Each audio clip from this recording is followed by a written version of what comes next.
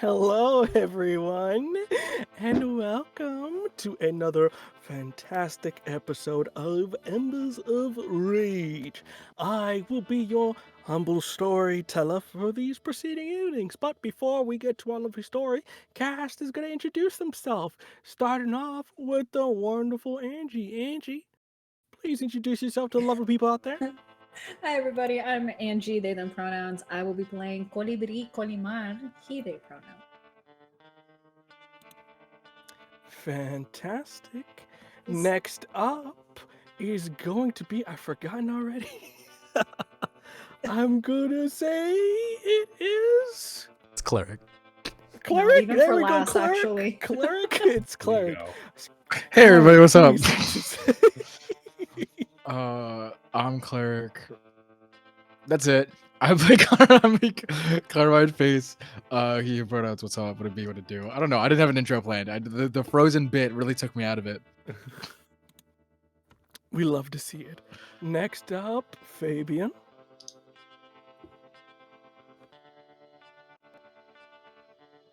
It's me. Hi, my name is Fabs. I'll be playing Trick. Look, I'm producing, all right? There's a lot of things that are happening on my end. Anyway, my name is Fabian. I'm playing Trick. He, him. Lovely. Next up, Chris. Hello, I am Chris. I am playing Aza. Pronouns for them is any and all. Lovely. And last but not least, Nick. Oh shit, I forgot I was on this list. Hi everyone, I'm Nick. Pronouns he, him, they. I am playing Jose Ortega, also known as Tio, he, him, and we're gonna have a lot of fun tonight. Who's Fantastic. Chris, that's what I mean. There we go. Who Yeah. is we? Who the this fuck is we? we? You speak in French? With that, before we start this very chaotic episode, a couple things to warn you about. First but foremost, content warnings. If you missed them in the waiting screen there, for this series in particular, the content warnings for this bad boy is fantasy violence, gun violence, gore, blood, familiar struggles, body horror, fire, severe weathers, romance, and references to sexual entanglements, monsters and monstrosities, presence of drug use, substance use, and addiction, depictions of kidnapping and crime, and trauma. If none of this floats your boat, there is a plethora of wonderful content out there for you to enjoy. Also for this stream in particular, if you type in the chat !BH donate, you can give some bits or some money to our lovely players here to help them out. $10 here, or that equivalent in bits, will give you a re-roll for any of these lovely players, which they have been using very frenetically. One person here more in particular. Huh? One person in particular. Huh? But, as you can see, very useful. There's also $20 in the bit equivalent of that for flashbacks, in case you want to see some extra ones there, which is all fantastic. And last but not least, in terms of announcements for this channel, if you are wondering, there's a new show coming on called Feast and Famine, a Fate Stay of Night-inspired City of Mist game hosted by Josephine, premiering Monday, April 1st at around 5 p.m. Pacific or 8 p.m. Eastern for my folks over here on the East Coast.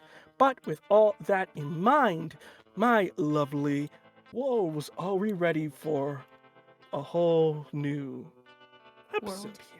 Why are you Bro, acting like shut you up. didn't just kill us last episode? Just like a whole new How world? are you? New world. No, Yeah, no, you did a you're bad dead. thing last time. Yeah, you fucked Don't- us yeah. up. We're not friends right It's kind now. of it's kind of weird how you made us make all new characters. It kind of really rushed Fabs in the art Yeah. process, but Yeah.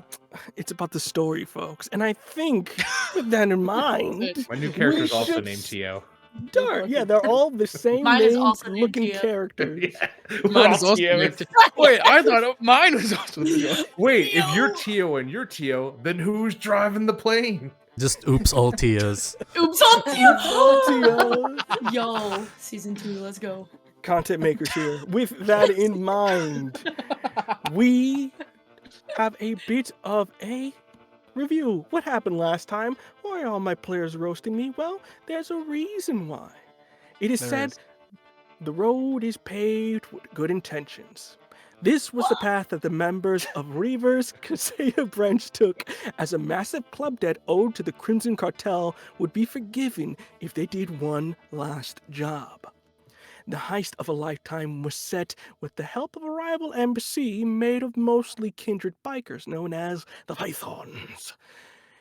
And with their help, they were able to rob the renowned Song International of $30 million and several precious financial documents of valuable assets. But a strange crimson stone, whose origins were only known to the club's senior members, was also taken. As celebration of this impossible task was underway and the payment was divvied up between all the parties involved, soon something sinister occurred, as the crew was ambushed by a barrage of bullets that turned their home ablaze. In the fires that raged, it was discovered that this betrayal was orchestrated by Eloy, the very person who called all these people back home. And the very person who helped each of these members in their darkest of times. A true betrayal indeed.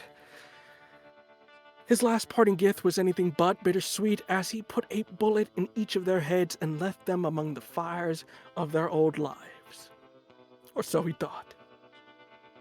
With that in mind, we cut right back to the present.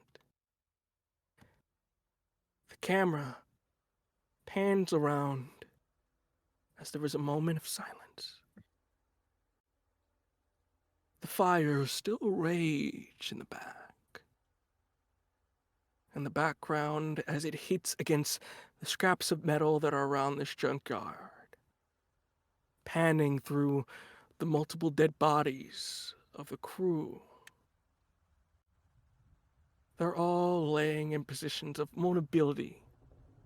Some of the members in which we haven't focused on that were part of this club died mostly in shock and horror, if you can still even see their face. In this moment, the only thing we hear just for a few moments is the sound of thunder and rain, as we hear it in the back. As we focus through, we see our main party here. Each of them in a position, blood coming out dried. But something impossible happened. Something miraculous, something intriguing. Isa, you are not necessarily all here, but you feel some part of your body that is still strong, as you are not able to move, and you feel this ringing pain in your head as you see a massive amount of blood has left your body. You're looking around, you see the others lie around you. What's going through your mind right now as you're just barely alive? Aza's looking at just the dead bodies around them and everyone they assume is dead around them now, and there's this shock of confusion and did that just happen? Did the guy who's like my father to me just, there's no way that happened. And I think what snaps them back into realizing that this is real is seeing face not far from them, also on the ground. And at that point, Aza would try to scream for help, but it'll come out as a howl.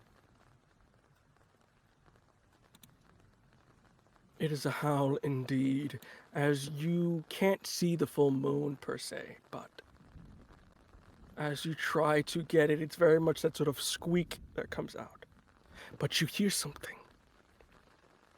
Someone is currently screaming at the moment, trying to look through. They're on like maybe the offshoot or the right side. As you see, it is the sound of, you think, Juan, sort of that sheriff the group is with. kind of screaming out, "Anyone alive? Hello?" Is Aza able to yell out, "We're here"? If you would give me a check here. Shit. Okay. I will say this is going to be. Let's do. No, it's going to be a little weird. Let's do your Oh. resolve plus your survival in this instance for this Oh. purpose here. We'll Okay. mix it up. We'll put a little sasson on this here. Little. Okay. Little sasson.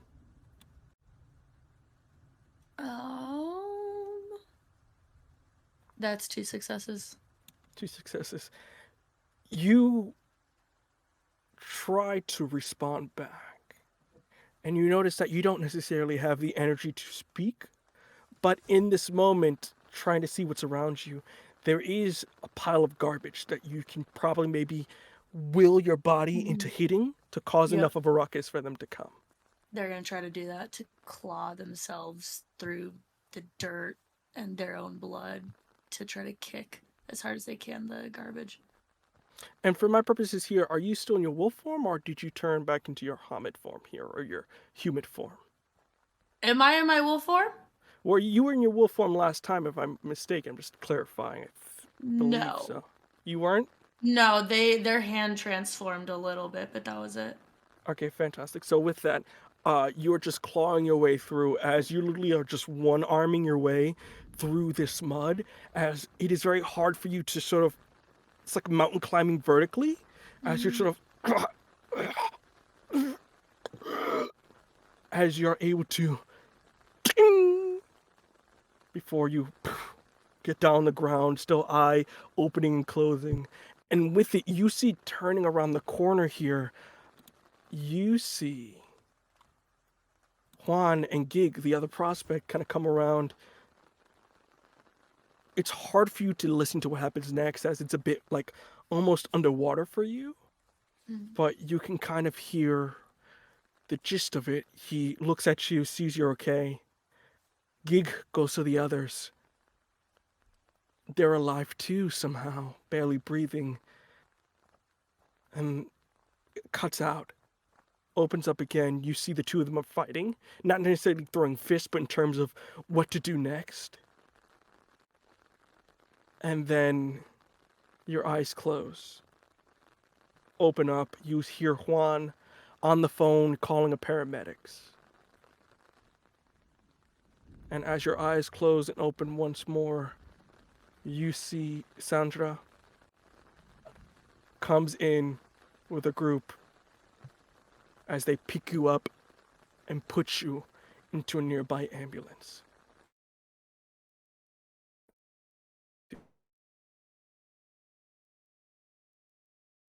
Oh no. Yep. Oh no. Yep. Hi, everybody. There we go. There we go. Oh, wait, I am. I knew something was. Oh, okay. Okay, we're back. We're back. We're back. We're back, gamers. We're back. Was I dead off screen this whole time? Yes, you were dead off Yes. stream. Wow. All that character arc for nothing. You know we have one-on-one counts. Anyway, please continue. Yes. So as I was saying, I'm gonna guess what we cut off here. You are in the back of the ambulance before your mind begins to close out. And with it, the camera shifts all around our crew here as they're taken to the nearby hospital. But we do not focus on Isa anymore, but rather we go and the camera pulls over to our young prospect, Colibri, as it focuses on you on a different time. Years ago, as you are waiting at a bus stop. You are got ticket in hand, got a little bit of anxiety in you, as you're the first person in your family to go to college, to university. And on top of all the anxiety of college for the first time, you being on your own. There's also that sort of mounting concern of how the hell are you going to pay for this? So as you're waiting at this bus stop, all alone, late at night, what's going through your mind? So Colibri, back then, not having had the moniker of Colibri, back then being known as Lorelei. Lorelei stands there with the little belongings that they have, looking short hair, fresh face, and a little sad because they decided to leave without proper goodbyes, because that would make everything even more real. And so they didn't really tell anyone in their family when they were going to leave, just so that it wasn't harder on everybody. And just nervous, but excited, looking forward to whatever is happening next. It's a lot of anxiety on that. And as you're waiting, bus ticket in hand, luggage, what minimal that you're kind of bringing with you, you hear something from one of the far corners where the entrance is. As you see a lone motorcycle pull up. You see it is Eloy, president at this moment in time, pulling up. You see he's doing a good survey around and sees you, and with that parks in sort of the nearest place he can. As you see, he kind of takes off his helmet with his sort of black, shiny, grayish hair and shades and pocket as he pulls up and has something almost like in terms of like a box or something on his side that he kind of unwraps in the back of the motorcycle as he kind of pulls up and goes, looky here. You gonna say without Hey. saying goodbye? Well, I'm not surprised that you got a whiff of it. You know But- me, as you see, he kind of gets on the side. I got eyes and ears everywhere.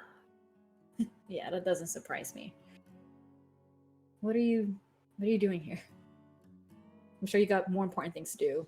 MC stuff or whatever. You see, he gets relaxed. I wanted to check on you. Everyone at the club is upset you didn't say goodbye. Hurts, you know. Back. Just I know it hurts them, but it hurts me too. I'm doing it. I didn't say goodbye for me because I know I wouldn't be able to keep it together. Maybe that's just an excuse. But Nah, it's not an excuse. It's a normal response. I've had to say goodbye to people in my life as well. It's a hard life. Though, you see he kind of gets close. Are you sure you want to go with this? The outside world is not as welcoming as it is here. People like us, as he sort of points, are not accepted outside the walls of this place. Or considered something lesser.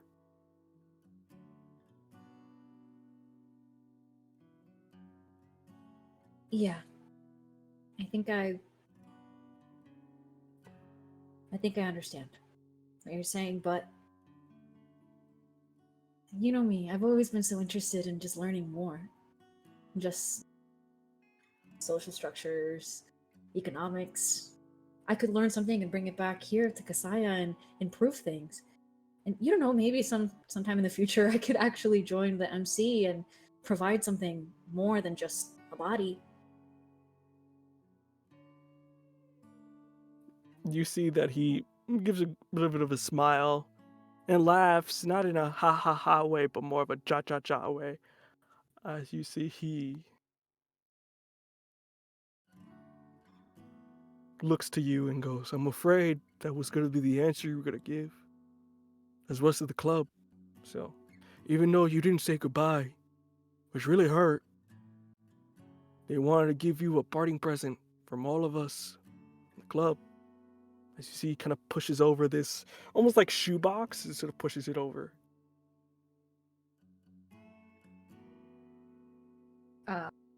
Lorelai will take it and will open it. Opening it up, you can see it is almost like bundles of cash that are covered in rubber bands in a sense. As you can see, like, Immediately closes it back up. it's legit, don't worry, Oh, don't worry. It's yeah, legit. that's what I'm worried about. It's not that it's not legit. I'm worried that it is, and I don't, you're right. We It's asked- dangerous out there. We asked Face to try to use the internet to figure out what tuition is like. So we were able to cover your first year. Make sure you are able to transition smoothly.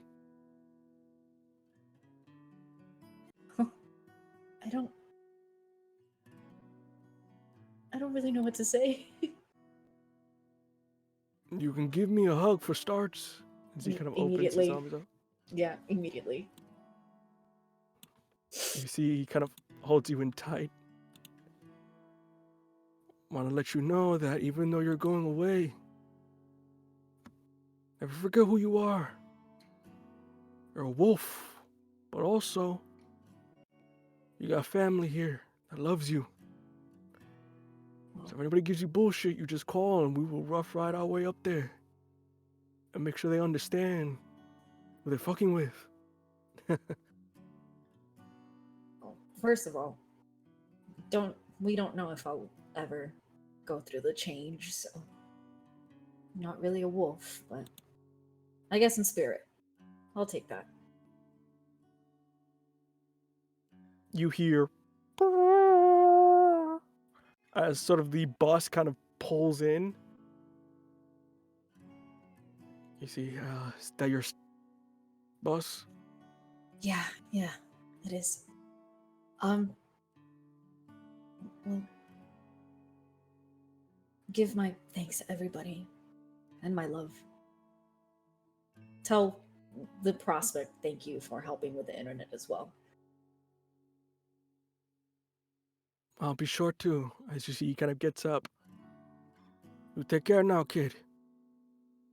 Thank you. Don't lose Eloy. yourself. Yeah. Can you make sure to keep an eye on Trick? He makes it kind of hard not to. I think I'm gonna miss him most of all. See, rustles your hair. You go get out there, kid. Show him what it means. Proceeds back onto his motorcycle, as you are. They go up to their seat. They hold this box like it's made of gold, because to them it is, right? And they just watch. They watch Eloy drive off until they can't see him in the distance. As you get on the bus, he goes one way, you go the other. You see some lights brush by the front of the bus.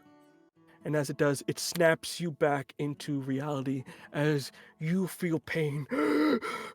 Barely breathing. You see only the white of the lights of the hospital as you are just getting zoomed past. You hear just jargon of medical terminology being thrown around as there is a mask of oxygen being breathed in. As you feel the pain in your head, you have no idea what's going on. As you're sort of trying to get yourself situated, you can see to the left of you, you're going side by side. Sylvia, badly damaged from all these bullets, is also in what looks like to be a stretcher. But as you go straight, they all go off to the left section in a different section of the ICU as they go off. You don't know where you are, and you're concerned. There was a part of Colibri that almost tried to reach out towards where Sylvia was going, but their body couldn't move. Before everything just goes dark again. As it goes dark, we see that the group of you are all being shoveled into a hospital, various sections of it. As the camera sort of pans away from you, it goes to Trick as they go into one of the nearby surgery rooms where the doctor goes, okay, what do we got? Multiple infraction wounds, been shot multiple times with bullet. Main threat is bullet within cranial region. You see quick x-rays. All right, let's see what this guy's got. As you see a flashlight goes over your eyelid, Trick, as the camera pans over to you. You're a little bit younger here, Trick, and at the moment, you're at the roof of the clubhouse with a bit of a bruise along your face. As one of the local kids, maybe a bully from high school, decided that you weren't worth the time and just decided just to beat your ass before robbing you of your lunch money. Either way, you're isolated at this moment on top of the roof of the clubhouse, as everybody downstairs is doing their thing. How are you feeling in this moment? I think, like anybody would be, pretty ticked off. Pretty upset about themselves.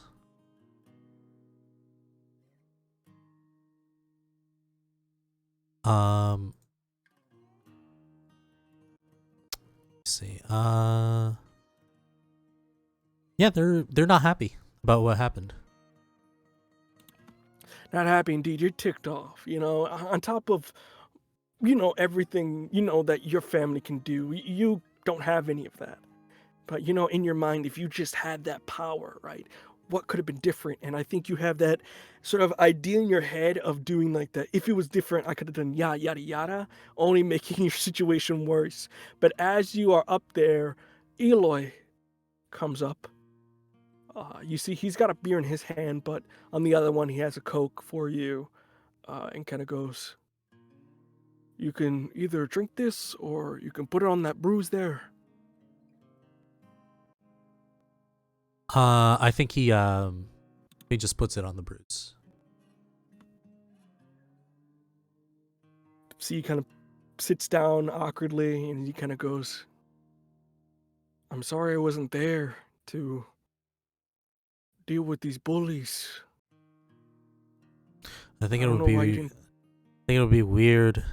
A grown man would just show up at a high school to just beat up some kids. Well, when you fuck with my family, I'm gonna show up when I'm gonna show up. I appreciate that.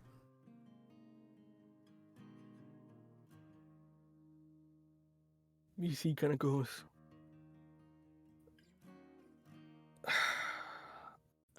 I'm not really good at the whole parenting thing. I never could parent, I guess. But your parents, they were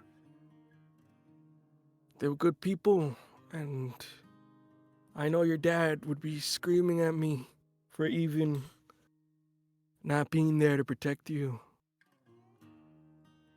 It's okay. I mean, I see it here too. I don't really belong. It's fine. Don't say that. You belong. You're your family.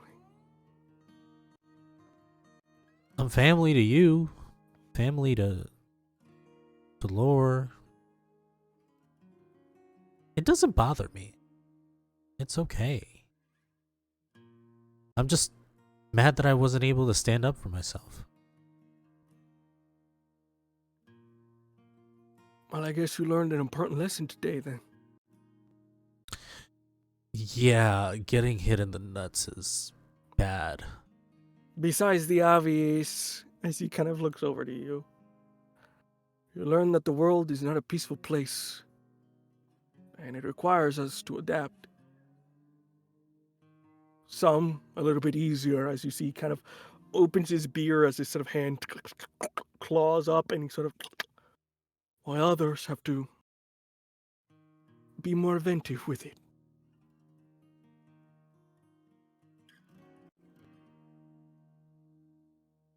He kind of drinks. Do you want to know how to throw a punch? I mean, seen movies, I just never done it. No.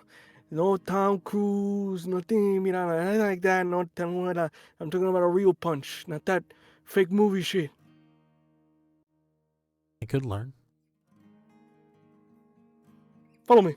As he kind of gets up, extends his hand out to sort of pick you up. I follow.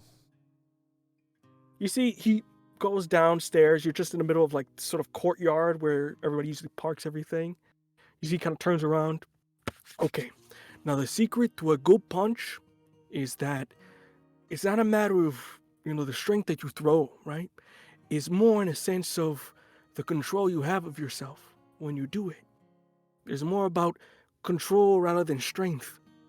You see, he kind of shows you an example. He goes for like one of the nearby like pieces of wood, right? He goes with all his might into it and just cracks into it, and you can see that when he hits, it just dents it more than actually break it, right? And that's him full force. And then he goes to you and sort of shows his posture in the way he's using more of his momentum rather than his brute strength. And as he punches again, it snaps in half. I don't know if See what I I'm mean? gonna be able to do something like that. I don't really do the wolf thing you all do. But it's not a matter of wolf. See, that's just like the side effect. Really, what's in it, right? What you have inside of you, whether you be a wolf or not, it's got that rage. It's a powerful thing that balances itself between that rage and calmness that we got in our lives. And that is where strength comes from. Not from me going all werewolf on people. It is a matter of me learning to control that rage. And you see, he gets one of the nearby pieces of wood. Not anything like, this is impossible for me. It's just very much like, if you were giving a good strong punch from you, you could break it and kind of leaves it out for you. He goes, find that rage, find the calm, and balance. Then throw a punch. And I think Try Trick just internalizes, remembers everything, kind of pulls from the memories of what happened and uses that to fuel the rage and tries to throw a punch. Fantastic. It would be so kind for me. Let's just do a little roll here. You can roll a strength and athletics, or either I'll give you either athletics or Can I use brawl?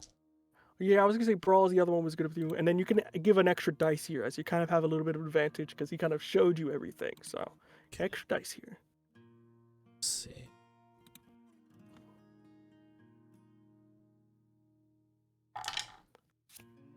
Oh, 4 successes, a crit. 4 success. Fantastic. You find and center yourself.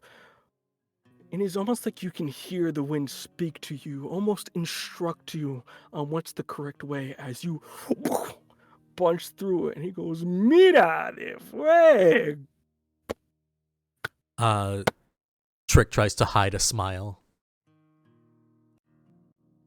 You see, he kind of puts his arm around you. You're going to be knocking out fools in no time. And if anything, you got your good old Uncle Eloy here to help you out. Nods. And kind of excited to do it again. We'll do this. Once you get the fighting thing down, we'll show you how to handle a gun. As you see, he kind of pulls out another piece here. And through that very happy moment, as he sort of pulls out what looks like to be maybe like a tin can at this point, the flash of it goes across your eyes. As you two wake up, you're in a surgery room, you're being prepped. You see somebody, maybe a nurse or something, is currently snipping away the front of your shirt as you can see the bleeding coming out of the holes that have in your chest. And you don't know how you're still alive. It looks like they're prepping you for anesthetic right now. Is there anything you're kind of thinking or doing in this moment as you seem to be getting prepped here?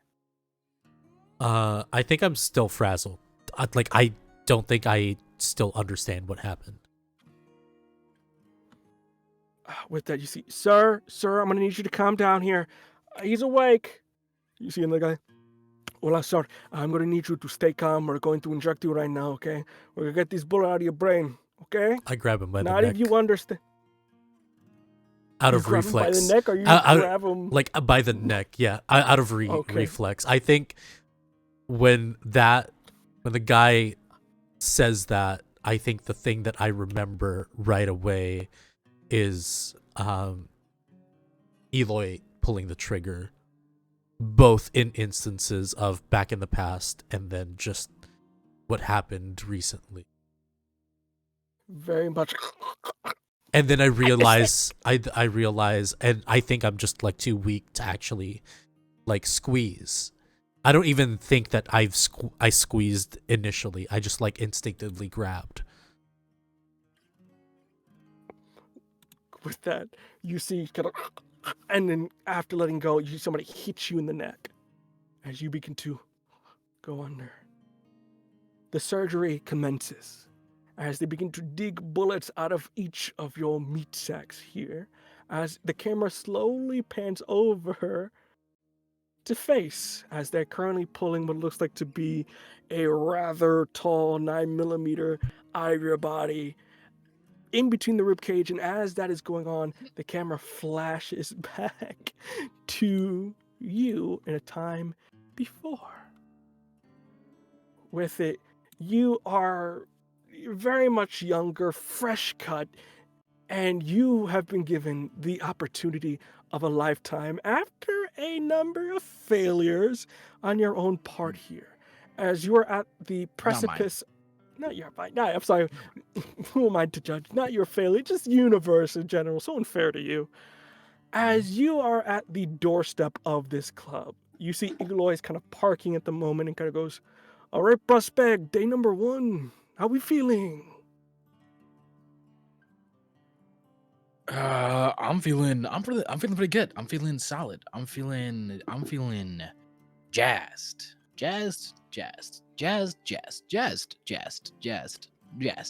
Okay, we get it. And you see he kind of goes, okay, he puts his hand around you. A couple of rules. You're a prospect. What does that mean? That means your mouth don't work, all right? It is quiet, it is shut. It is like the monks in Tibet, all right? You do not say anything unless you are spoken to or given an order. You get that? Don't take it as a offense. Don't get very rowdy. Don't try to talk back. We know you like to do that a lot. You just take the order. That's it. When have I ever said anything out of turn? I think I've been the utmost peachy. There's the time at the bar. There was the time at, was it Daisy's quinceañera? There was the other time at the diner. There was the police officer on the way here in which you wanted to fight. Well, I didn't want to fight him, but I did hear he had a hot sister. That's a problem. You understand that, right? That's a red flag. How red? As in crimson, as in holy fucking shit. No, kind of red flag. Hot. Look, you're gonna do fine. Just don't try to calm down face, all right? Try to be a member. Try not to be face. Okay? I will try. Good. As you see, he kind of walks you in. You see there's a bunch of members here, some of them of which we've seen before, others that are kind of older members. And as you kind of walk in, you see Eloy go, "All right, everyone, say hello to the new prospect. Prospect, introduce yourself."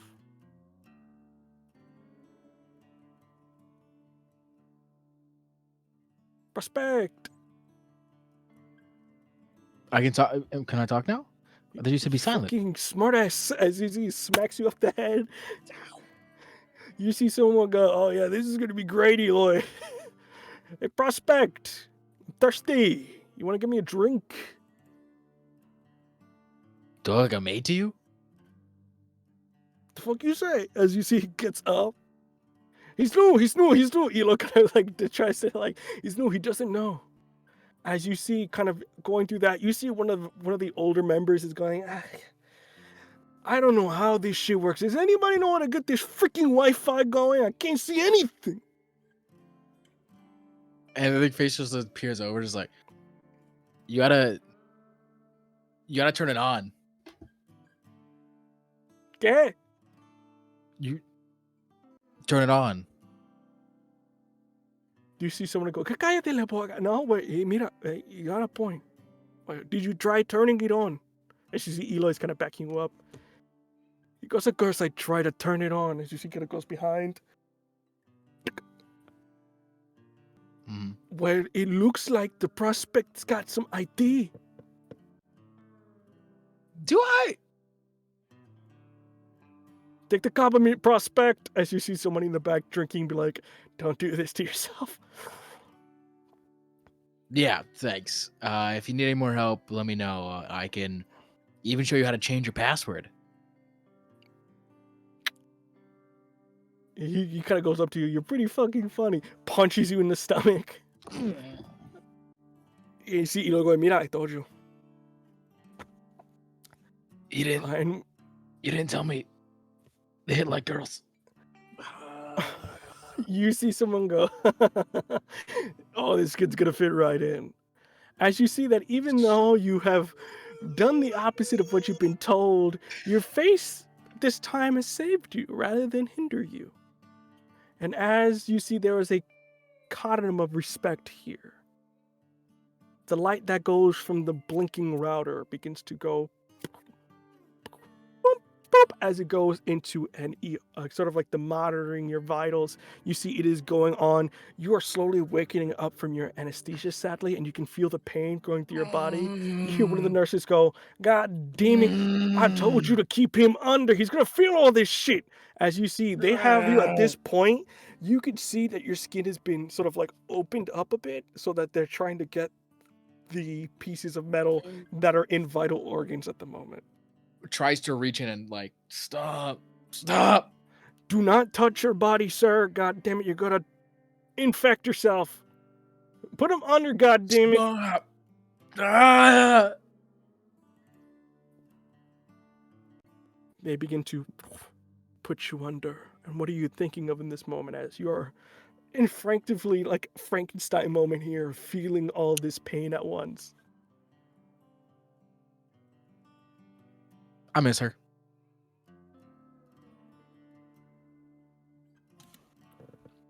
You miss her. As you slowly die off and swear you can see her in the corner behind that stained glass, we go and the camera goes over. Operations are going smoothly well as we pan over to the older gentleman here, which is a little bit more tricky. We have to be careful we don't mess with anything here. And as they go in deep, in this point, going in the leg region, going into the hole, the camera transitions as it goes to the exhaust of a motorcycle. Theo, you are riding hard as you pull up to kind of like the suburban area where Eloy lives. As you can see that he has his motorcycle off, he's wearing his black tee, it's hot, like a summer night. You see he's got a cooler by him as he's sort of just drinking by and sees you pull up as he's just sitting there with a look of disappointment in his face.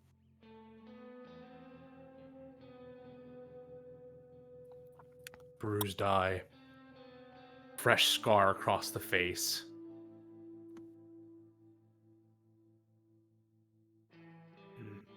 Did they make a decision? Fuck you think? As you see, he kind of pulls up a beer. You better drink it, you're gonna need it. Primo.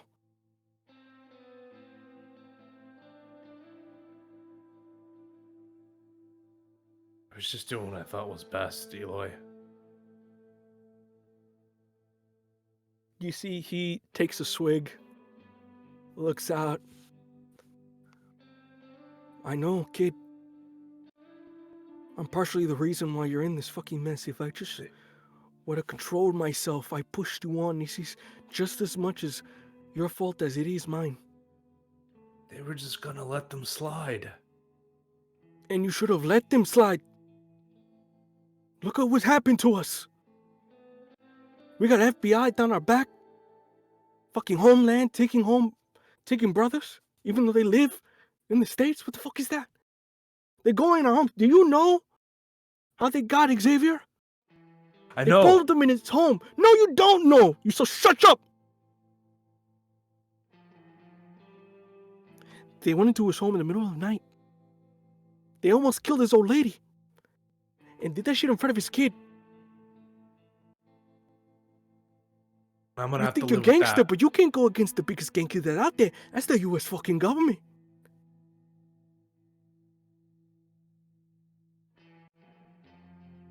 We knew what we were getting ourselves into, and it was a mistake. But we couldn't. I mean, Look, man, Xavier knew. He knew what the risks were. Fuck.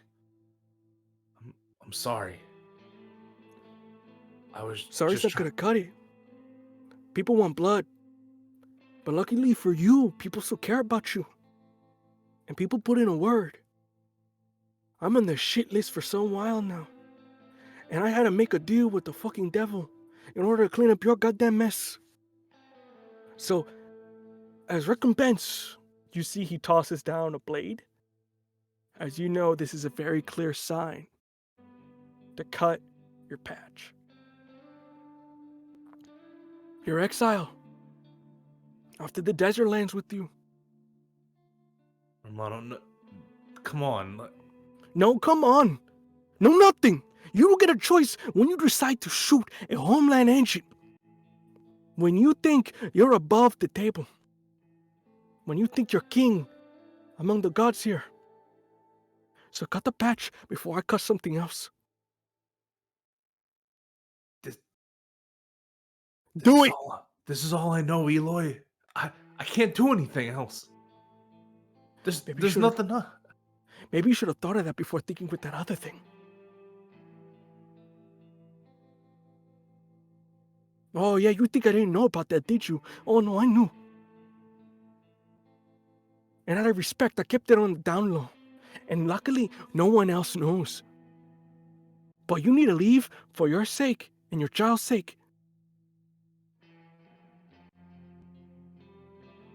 And that's an order, not a choice. Tio reaches, grabs the knife, and holds it to his patch. Looks at Eloy one more time, and just puts a well-defined slash through it. Once, twice, thrice to deepen, so it's a real intense mark. You see, he takes the knife back, looks at you. I will always love you, Primo. But it's going to take some time, it's going to take some healing. And it's going to need God in the middle of it. But you should go. Or the cops are looking for you. The last thing you need is some heat on us. So ride. Get as far away as town. Just try to be better. At least for not my sake, for your daughter's. She's gonna need a father. Can't be what she needs. You're all she's got. As you see, he proceeds to go inside of his house. Tio gets on the bike. And even though Eloy can't hear him anymore, there's one thing you got wrong about this place, Eloy. There's no gods here. Not anymore. And as you ride off, The camera shifts back to the surgery. You are not able to feel anything as you're still kind of groggy. As at this point, you can hear mumbled voices of going, okay, they seem to be all right. We're doing double checks to see if surgery is going. Old man is getting double the doses he needs. Yeah, there's background checks. Did you? Yeah, 2 of them didn't come out right. We're running them again. And we notified local law enforcement just in case. Good, good. Whatever happened to these guys was not illegal. What?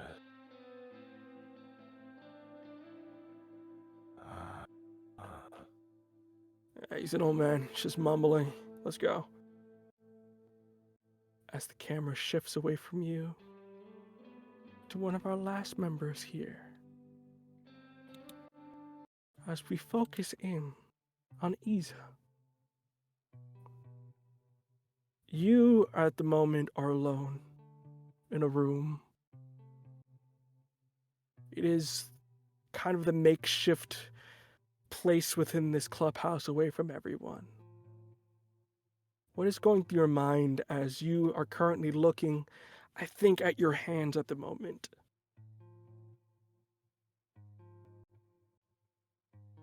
They're not thinking anything. I feel like they're just letting everything go and thinking of that while they look at their hands. Very apathetic.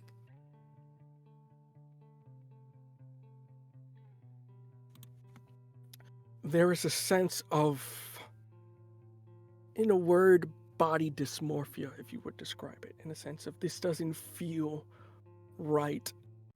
And there is a multitude of options in your mind of to get back to what you are, but they all seem like they're closed behind doors. And the more you think about it, the more hopeless you feel, and the more of this new emotion that you know as depression begins to overwhelm you.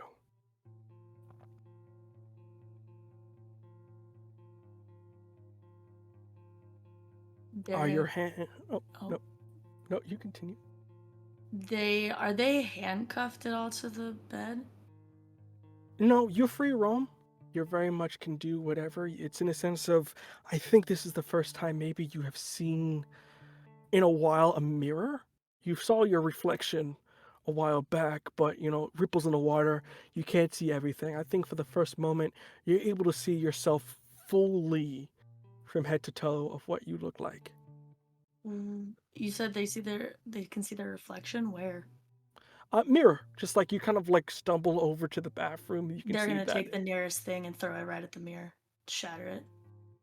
Just grab one of the nearby pieces of metal that are just like for like a toothbrush and just goes in.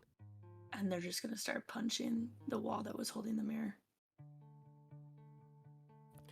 You very much in this rage pull this whole cabinet out, throw it off to the nearby side. Stuff of like pharmaceuticals and mints and toothbrushes, all that is beginning to fall out as you just and as you keep punching and punching and punching, you'll feel this thing called pain, but it doesn't matter because you're too upset with what you are. As you punch, skin begins to come off of it, almost in a sense of you can almost feel something maybe break, but not too much. And as this is going on, you're punching and punching. You see Eloy comes in the room without you even noticing and grabs your hand. Mina, what the fuck are you doing to yourself? And he just throws Eloy off and just, in between punches, starts screaming. And you hear him just yell out as if he was trying to howl, but it's more, it's more human, which only seems to make Asa more angry. And then they just start going, my family is dead. My brother threw away our past, hitting it, and he's acting like it never fucking happened, Eloy. And he grabs some of the glass and tries throwing it at Eloy's face. You see Eloy very much instinctually grabs it puts it to the side and immediately grabs you by both your hands. You're experiencing something that we like to call rage. And you need to, I understand this is very new to you. This is a new emotion, but you need to calm down. How do you bridge a gap when you're from one fucking world and now you live in another and you don't belong to either? I'm an echo of a song that's been forgotten, and he's gonna try to push Eloy off of him. I think in this moment, can you please make a strength/brawl check? Oh, He's going to God. make the same as well. Okay. Oh, I keep rolling the wrong one. D10s, not D6s. That's 5 successes. 1, 2, 3, 4. Believe it or not, 5 successes as well. As you very much stalemate each other, you try pushing him off, but this human, or whatever he is just as strong as you are. As he, at this point, not necessarily chokeholds you, but very much puts you in a position of like, all right, you need to calm down right now. As you're kind of just wreathing and riling, rampaging at the moment, as he tells you, believe it or not, even though you were something else, we have very much in common.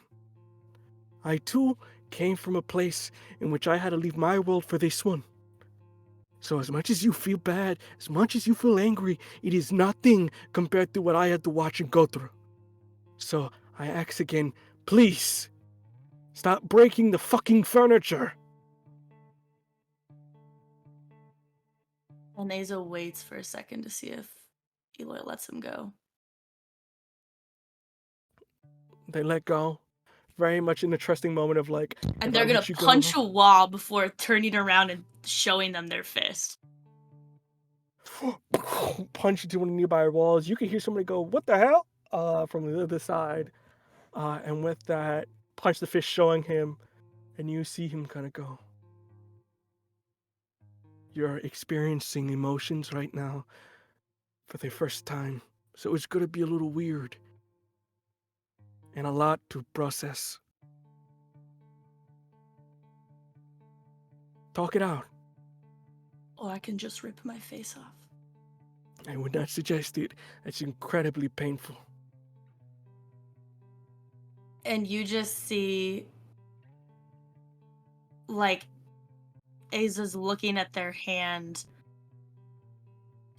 almost kind of like trying to, what it would seem like, at least from Eloy's perspective, is that he's like, they're trying to grow their nails back to change their hand. And when they can't, they just take all the blood that's falling from their knuckles and wipe their hands with it. And puts the dark blood like all the way up their hands. And he goes,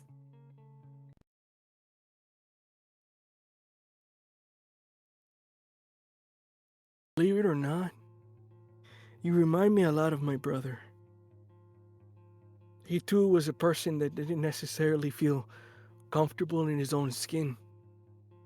He didn't feel like it was, his. Felt like he was in a home that wasn't his home,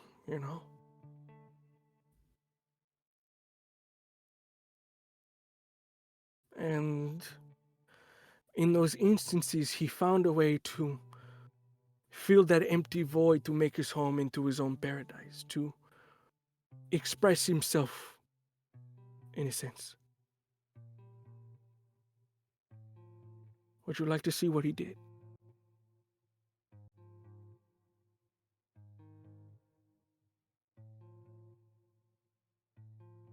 show me. Because at least you have a brother.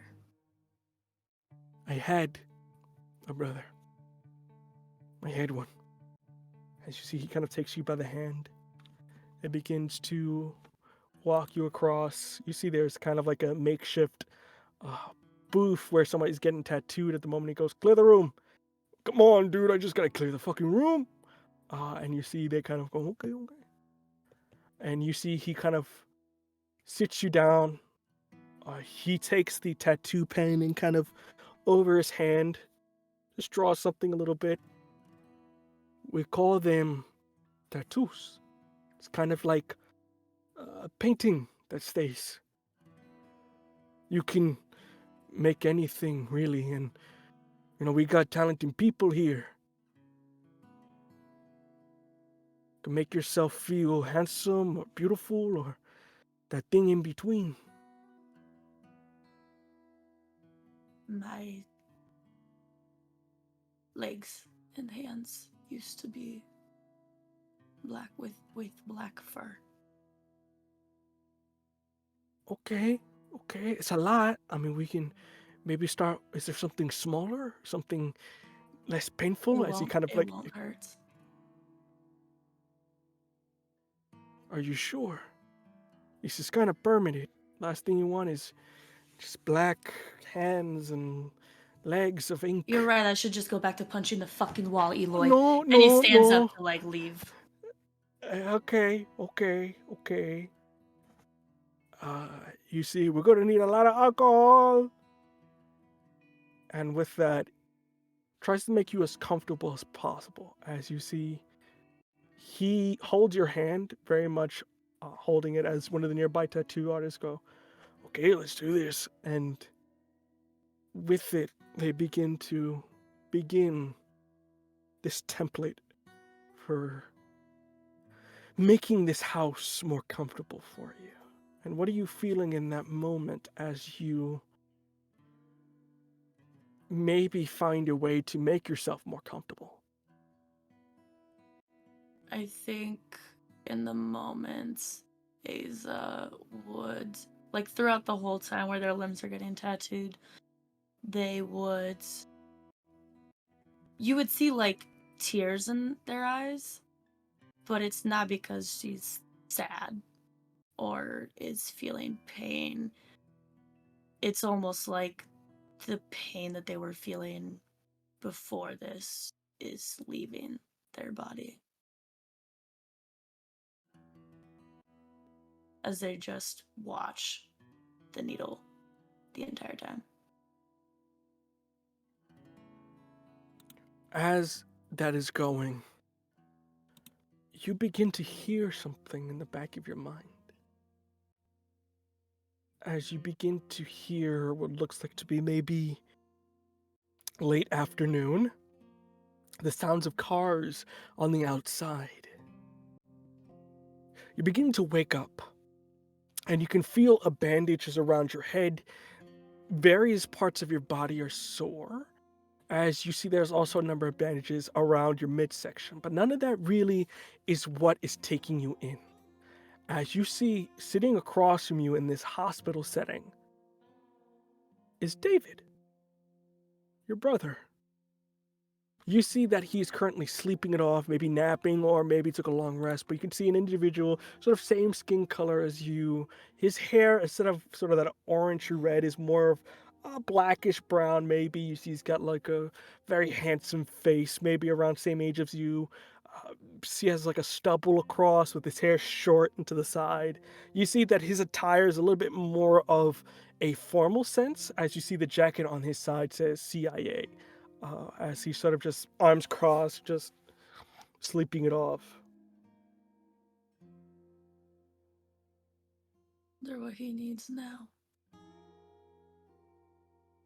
And Aza just kind of shakes their head and leans their head back and closes their eyes, not even wanting to talk to him. And I think as you try to go back to sleep, very much at this moment, Sandra comes in and just catches a glimpse of you before you're able to sleep and goes, oh, thank God you're okay. As you just hear, huh? Oh, thank God. You okay, kid? As you see, he kind of gets up and gets closer. Left side, David, Sandra on the right. As you see, they close the door. You do notice that as they're entering, front of where you are connected to the other guys, as they are very much, it's like there's various doors to connecting, so it's very much like you're next to each other, but still separated. But in the front of your doors, you notice there's two cops in front of it. What's going on? Fuck. David, why are you here? Well, I heard that your charter got attacked, so I came as soon as possible. You know, I still do care about you. Yeah, but you're wearing the jacket. Why Because are you guys here? It's not me, actually. If anything, I tried to come here to lock this shit down before local law enforcement came, but sadly, FBI's got a real keen interest in you. What did your buddies get up to now? I don't know. Last thing I remember was getting shot in the head. You see Sandra go, yes, you did get shot in the head, and you're incredibly lucky that they don't know that you are the other thing. Yeah. They were luckily able to take out the bullet, and while for a normal person, that would have killed you straight up, luckily your flesh was able to regenerate ever so slowly. You see David kind of gets uncomfortable when he's like the other thing, and he kind of gets very just like, meh. And you see Asa just kind of almost like in response to David's like guttural reaction to that, kind of just shifts their weight a little bit towards like looking a little bit more towards Sandra. How's everyone else? They're all recovering. They're doing fine. Luckily, the prospect and Juan found you just in the nick of time before you all kind of bled out. All similar wounds.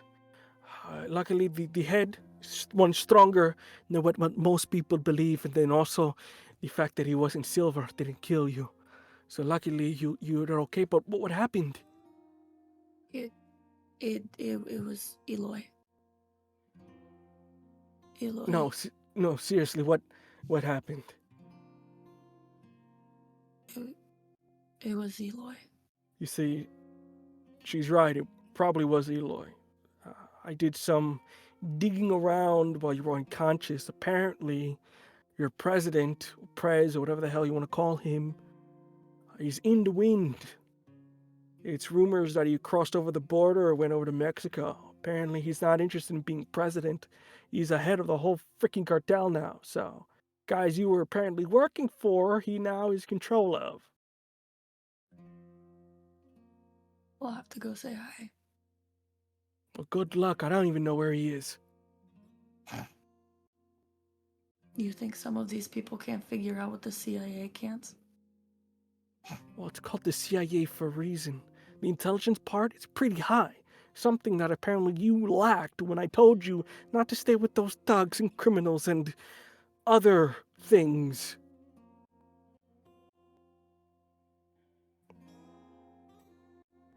Why the fuck are you here? Really? Because I care about you. Is this a job promotion? It's not a promotion, all right? Oh, it's a job opportunity. That's what it is. How about you shut up for a minute and let me speak? What are you gonna fucking do about it, David? You know what? I came here to fucking help you. Apparently, you don't need help. So, you know what? You figure out this shit on your own, okay? Let me just let you know that I know what you're thinking. Don't do it. Just leave. He thinks you're dead, which is pretty okay in your book. So you and all your friends should just leave, disappear, and never come back to Texas. That's my advice. Especially since homeboy here, and he kind of points out to the window, FBI agent is trying to make a new case and can throw all your asses in prison. So I highly suggest you leave and you never come back. I'm here if you need me. He sort of puts his card on the table. But if you're going to give me sass... Go talk to Tio. You want to go talk to Tio? He'll listen to you more than I will. Well, that's a damn shame. He's not my family. Maybe if you treated people more like family, you'd have more. Maybe if you stopped with these delusions, maybe you would be a better person. Fucking goodbye, David. And you just see like Asa kind of like turns their body, grabbing the blanket, turning towards the side that Sandra's on. And you see in this moment Sandra kind of acts as this healing as he goes into the next room. You see at this moment as the camera pans away from you as you have your intimacy with Sandra, the rest of you all begin to find yourselves awaking in this new place. You see coming into the room, CIA jacket on, in that sense of, hi everyone. You do not know me, but I am David, specifically David Campo. I am the acting CIA agent within the state of Texas, but more importantly, I am the brother of your lovely Isa. Apparently, they want me to come in here to update you on the situation. And as he kind of does that, he explains everything that was just said.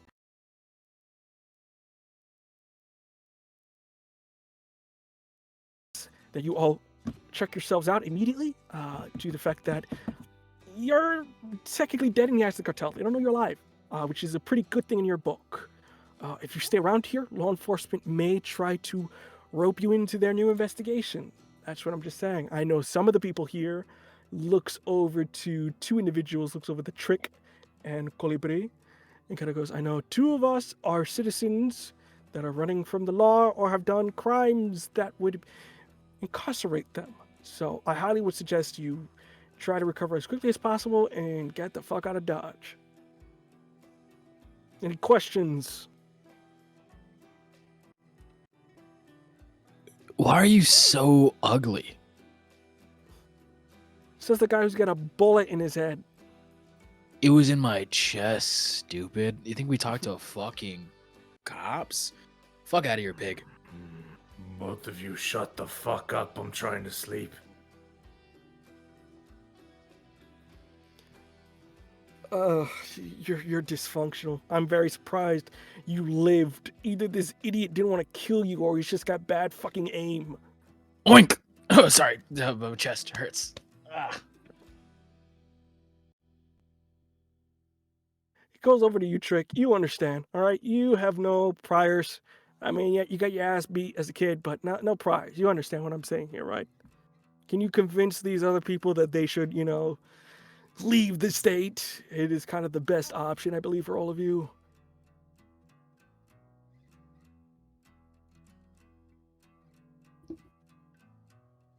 It's just no words. Trick, as you like to call yourself. What do you want me to say? Say that, yes, sir. I'll pack my bag, sir. I'll get out of here, sir. I'm strapped in, like, probably IVs. How? You tell me how. Well, your associate is outside. And then you see that in his jacket, you see he puts under your bedside what looks like to be a cell phone. You don't have any of your belongings on you because you're very much like terms of you don't have your belongings. Goes, there is a hotline to your fellow comrade, so just dial it, call them, do whatever you got to do to get out of here without killing anyone, and just leave. Comrades, what are you talking about? Everyone is dead. Yeah. Well, it's not true. Gig, out of town. Luckily, that idiot somehow managed not to die. And then the other thing, and I stress this enough, is a lost cause, but Sylvia is in a coma. They were able to make sure that they're alive, but they're in a coma. So I wouldn't put it up high in terms of survival. Also, what do you mean, convict? What crime did we commit? Lying to an officer is one, and then you're suspected in a murder. He points to you, Trick. And then that one over there is suspected for a fucking massacre. Suspected murder. It was ruled as an animal attack. Well, somebody found some DNA in the crime scene and someone's trying to open it up and take a guess of who that fucking individual is. And he sort of pulls out a newspaper that says, like, local FBI agent thinks not bear attack. And you can see that it has a picture of that same guy you were doing an interview with, this sort of Chester Gomez. He thinks it's something else. He thinks it's connected. All of you at the moment, he thinks is somehow related to the last night's raid. Well, technically 2 nights ago, raid on this sort of train convoy, whatever. But for that one over there, and it goes over to the young prospect. You're wanted in quite a amount of murders, which is even for my likely some Hannibal Lecter shit. Uh, I'm not going to spread the details because it's not my story to say. Let's just say, boy here killed a lot of people, and his identity, while strong in some parts, is weak in others. Weak as in hospital records. You can't fake blood. So Colibri is like not looking at this man, like breathing sort of like heavily, like not trying to, almost like retreating into themselves. Let's go. You killed a couple people? That's kind of dope. they killed, was it a rich kid? They killed a jock, MVP. They also almost killed a girl, and you do notice, going to be when they say girl, you immediately have to cut this man off, because that was one of the more painful experiences of that moment, as he's about to say more about that. I think And then- Colibri just like punches the like closest thing to them, just to try and like quiet him. Yeah, not my story to tell. I'm just saying you should get the fuck out of Dodge. That is from my legal perspective here, and I shouldn't be talking to you because I have to make up a lot of bullshit and pull a lot of strings to just get in here and pretend like this is some sort of state investigation. I'm here because family got in trouble, and I'm gonna pull them out. Can Are I you- hear all of this? You hear the muffles. You can kind of hear the gist. Okay. You can come in if you want to, but it's up to you whether or not you want to intervene here. If it's just muffles, then no. Just muffles. You say your family, as his family, by blood? Yes, by blood. So you know. Yes, but we don't talk about that. I don't feel So you comfortable. chose. You Choose chose I to am. be. What was I'm- it? Face. Don't say the word. Don't say the word. It's a dirty Oink. word. Oink, Don't- oink, not- oink. Pig. Actually, pig is a much better term than what the other thing is. Fuck 12. All right, senile. Maybe you should leave him. But look, I have to get out of here. I got a meeting I gotta get to. So please think about it. Got a cell phone. Pig. If you wanna- Oh, sorry. Just hurts. You fucking asshole. As you see, he just gets angry. gets Oh in my your god. face. Oh god. Someone My cooking chest bacon? fucking hurts. Each to you. Each one of you. Breakfast. Good luck. I did my shot Can to try to Asa save you. walk in at that point? Because once Sandra leaves, Asa's gonna pull all the shit out of his arm. Fantastic. So you say, "No, I'll be right back. Do not pull anything." They say, "Okay." They go out the door. You just and rip out, and you're able to enter with all these folks here. As you see, your brother leaves, pissed off, of just like, "Fuck y'all," and proceeds to go out. At this point, you guys do also Oh. notice cops. Piggy's at your going all the door. way home. Cops at the front of the door hear this and just, you can see there's now a negative connotation towards you. As you can see, like at first it was just like, we're protecting someone, and then it's like, we hear pigs. It's like, oh, this is the kind of bastard, yeah. As you see, there's a little bit of a negative connotation towards you now. But with that in mind, you all are in Sorry, this Chris. room. All I could hear is wee as you go all the way home.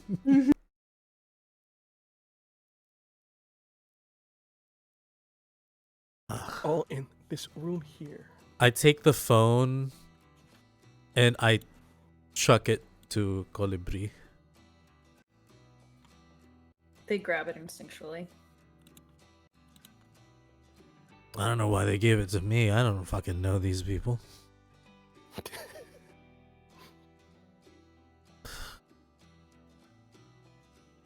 As much as I hate to admit it, he has a point. You Does doing he? good there?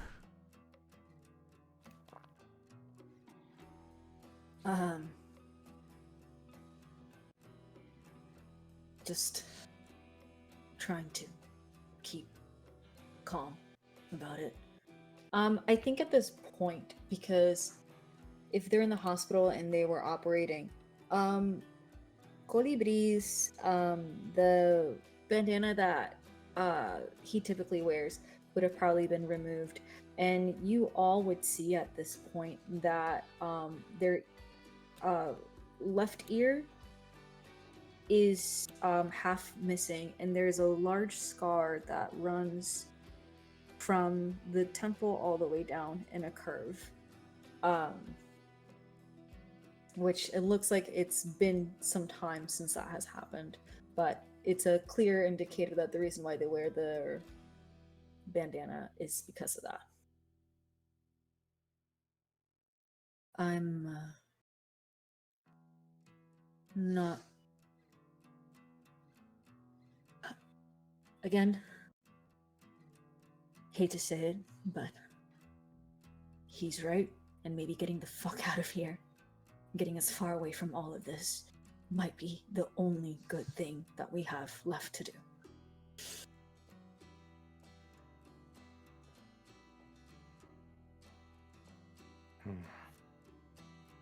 God fucking damn it, Eloy. Can't even let me fucking die in peace.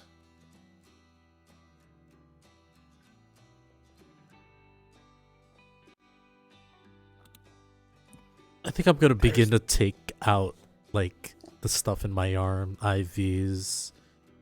I rip off the patient bracelet tag with my information on it. And I put my pants on.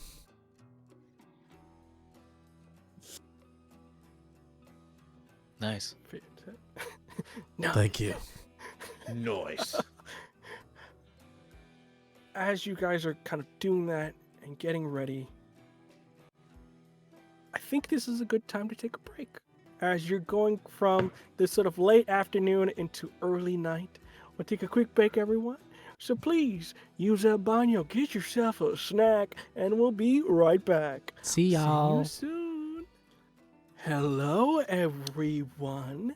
Welcome back to some more werewolf shenanigans. Or Guru in the sense. With that, let's wait not no time, and let's get back into this, shall we? With that in mind, we cut back. At this point, your clothes is given back to you. Look How are at you him. doing that? Dumb trick. With that, at this point, you guys are given clothes. It is not necessarily yours due to the fact that the ones you were wearing were either cut up, torn off. They give you just the next best thing. A lot of it is for it's like the gift shop, so it's very much in the sense of like shop t-shirt. Okay. yeah, gift shop t-shirt, very much like I love Texas. They're just like these are mine, kind of stuff. So it's a mixture of stuff here. As it you guys are getting the- dressed, trying to think of a Marvel plan. disguise, hat and sunglasses. It's like we gave him shades, we don't know why. As that is going on, you do notice at this point, entering in the door, having to go through several security guards, you notice that Cecilia comes through, Trick. You see that they are very much came from work, but in terms of a little bit maybe like casual Friday or something, as they sort of just have like sneakers and just jeans on, shorts, that are just kind of coming in and kind of goes, hey, are you okay? What are you still doing in town? I thought you flew back to the East I Coast. did. I was gonna go back, but I was literally about to board my flight and I heard all this shit that happened. Oh shit. Are you good? I guess. You seem very lethargic here. Are you okay? I kind of came out of concern and you seem like you really don't care, which is kind of hurting.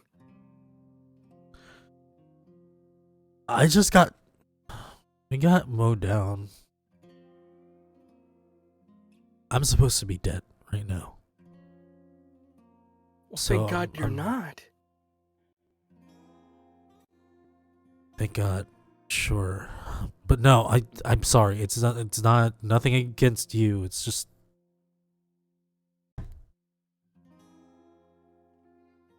apparently we have to get out of here. I don't even I mean, know where my You see the stuff kind- is. they look behind them. I mean, do you need a car?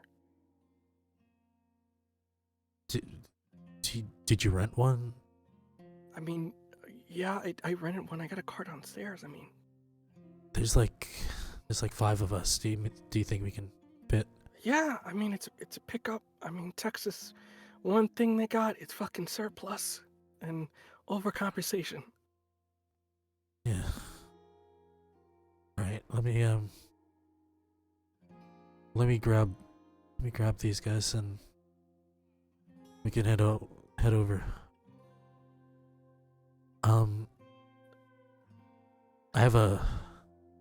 I set up a safe house. We could probably head over there. Paso, right? Yeah. Yeah. You got a cell phone or something that I can call, make sure that, we're on the same line? No. We need a ride, so I don't think we can drive yet. One of us takes the wheel, probably just gonna crash it. End up back here. Yeah. You see the get really close. Just honestly, are you okay? I know I keep asking, but this is more of here and... I'm present. That's as much as I can tell you right now. Well, that's good. And as before they say anything else, you see smashing through the door, you see what looks like to be a squadron of FBI agents, mixed with a little bit of Homeland. As you see, heading the front of this was that same guy before, this sort of Fuck. Officer Gomez, as he kind of goes, well, look who it is. All right, I'm going to need these two, the rest of these three, and that one right there. I don't know who she is. We'll question her later. Keep them in this room. You two are coming with me. As you see, he points to you, Trick, and to your cousin.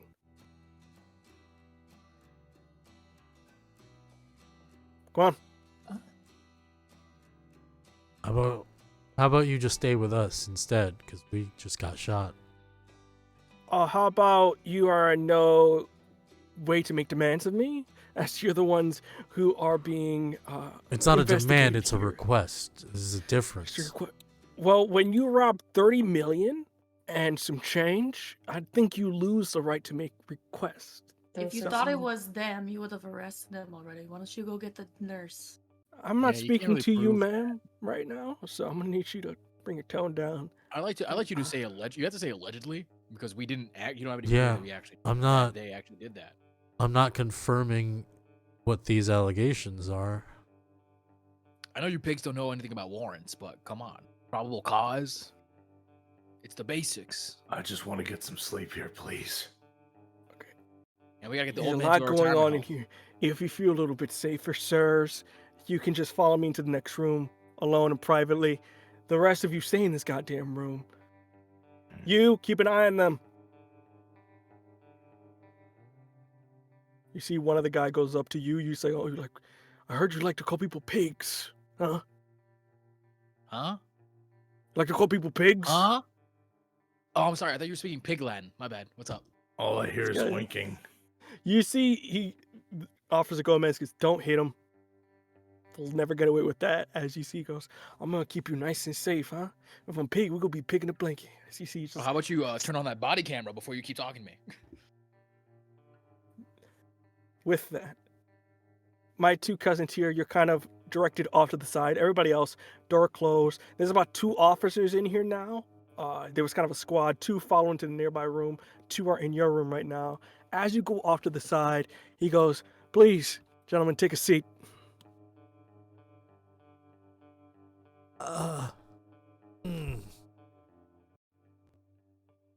Okay. I Thank keep you very- squinting, grunting every time. I think Gentlemen, Cody Bree's just gonna stand though. They're just like Gentlemen, two. Fantastic. anxious. Take a seat. You see, he begins to roll up his sleeve. He begins to take out what looks like to be folders. Do you know who I am and who I work for?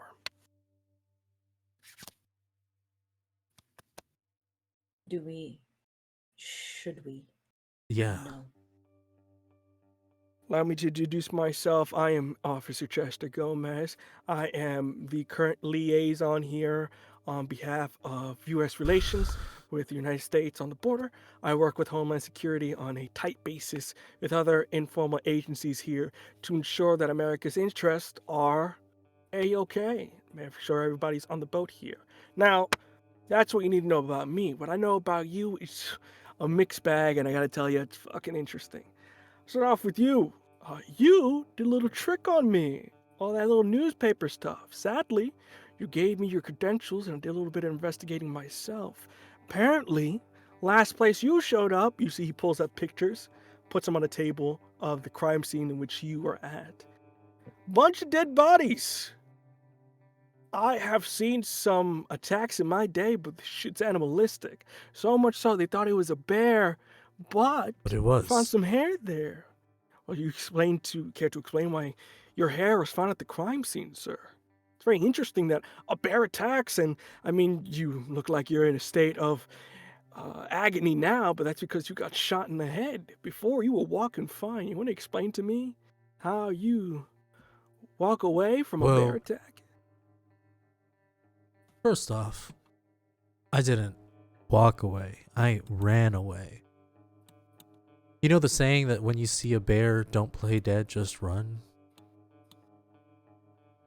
Was it brawn or brack then? There's a whole saying to that. It So, was which it was color? it was too dark to know. I mean, I tell you to ask the other guys, but Too dark and you ran? You didn't know what color it was and you just ran? Is that Hey, what we were... would what you, happens? would you stay?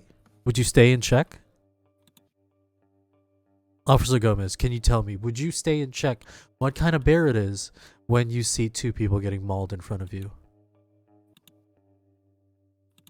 Okay. All right. Can you make a wits and persuasion check for me, please? Wits? As your Hell yeah. wits. Yes, wits. You're kind of thinking on the fly here, just like making up this lie as you go, using Just what you know. making... Where's our persuasion? We do not have persuasion, but it's fine.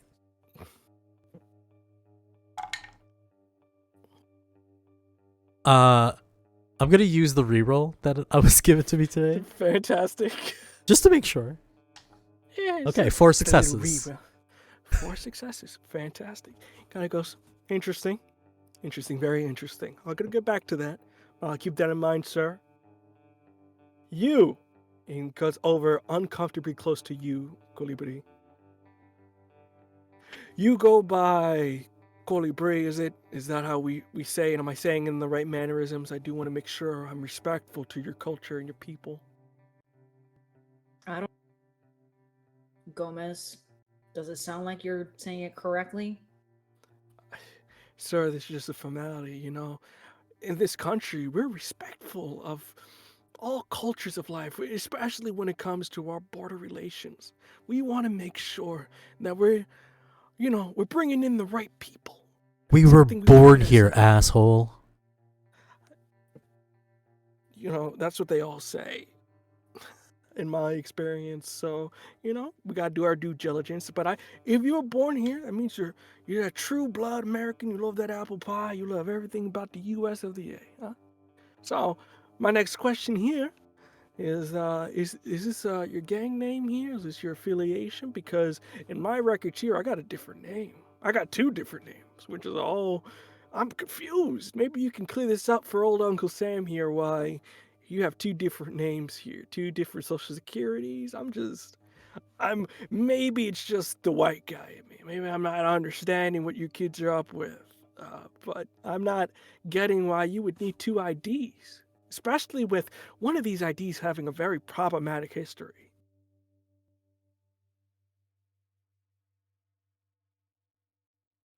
So, what IDs are you talking about? Well, I got this ID with the colibri on it. It's got your whole information, date of birth, everything on that. I got a different one here. I Where can't did you pronounce the find name. these IDs? Apparently, two in the system here. It was a little hard, but luckily the boys in IT were able to decrypt some of this, as your initial ones that you were registered under the hospital just did not match. It didn't seem right. It was just something off. To double check with your blood work, we found out another one. I mean, it could be my eyesight. I'm a little bit of an older man. He sort of pulls out. Can you read what that name says here, sir? What the other name that you use here? What does that say?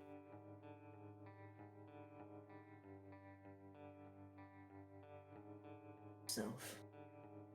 I mean, you say you have bad eyesight, but I mean, gotta be some form of intelligence in there to be part of whatever it is that you do. I think my eyesight must be bad if that says go fuck yourself. I gotta go check with the eye doctor there, huh? Huh, kiddos? Huh? Okay, I'm gonna make it simple here since, he slaps on the table. Since you wanna play fucking games, I'm gonna be real simple and real quick. You two, whether you did these horrendous murders, is up to debate. What I got you on right now is a robbery of a huge magnitude with people that you never really understood you were dealing with from the first place. So I'm going to be making it very simple here. I'm making another case against your MC. It's going to be another RICO. Your new generation, it's past statute of limitations. We can't use it. So we got to make a new one here. A little hard to get evidence due to the fact that most of the people we're investigating are fucking dead. But by sheer luck, by the grace of God, God bless him, you lived. Which is fantastic for us. Because what you two are going to be now, you could be informants. How's that sound, huh? If not, I could just, charge you with 12 counts of murders. Each of you have your own separate cases there. I can feed you into the dogs in county. Maybe I might change your mind a little bit in prison. I know a guy named, El Jefe. We're real tight with him. He's able to crack those boys, Well, Uh, this is a very unpleasant visit. It was nice to see you, Mr. Officer Gomez, but I think we will reserve our right to silence until we speak to a lawyer. fun thing. When you rob a train, that's kind of crossing between borders there becomes a little bit of an international issue there. It's very much of who's got Oh, jurisdiction. yeah. I Sure. mean, I could lid off my hands and give it to the Mexican government, but I don't know. You Mexico could. City. You could, but Yeah. also we're not under arrest. You never really read us our rights. So I think we're done here. You see that he tells the two guards to go off for a second to give him, just you guys, the room. He goes, all right, listen here, kid. People like you are one in a million. All right? You come here, we give you a good life, we give you everything, and you just fuck it up. All right? There's people out there who were born in this country who deserve this. All right? They worked their ass off. All right? They did the hard work. Meanwhile, you people, you come in, you take everything. So You know? apparently you can find our information, crack it, or whatever it is that you can do, but you continue to insult us and say that we're not citizens, create some sort of assumptions that we're not citizens. So what is it? Are we people? Are we people from the outside, or are we? You're right. You are citizens. But your family members,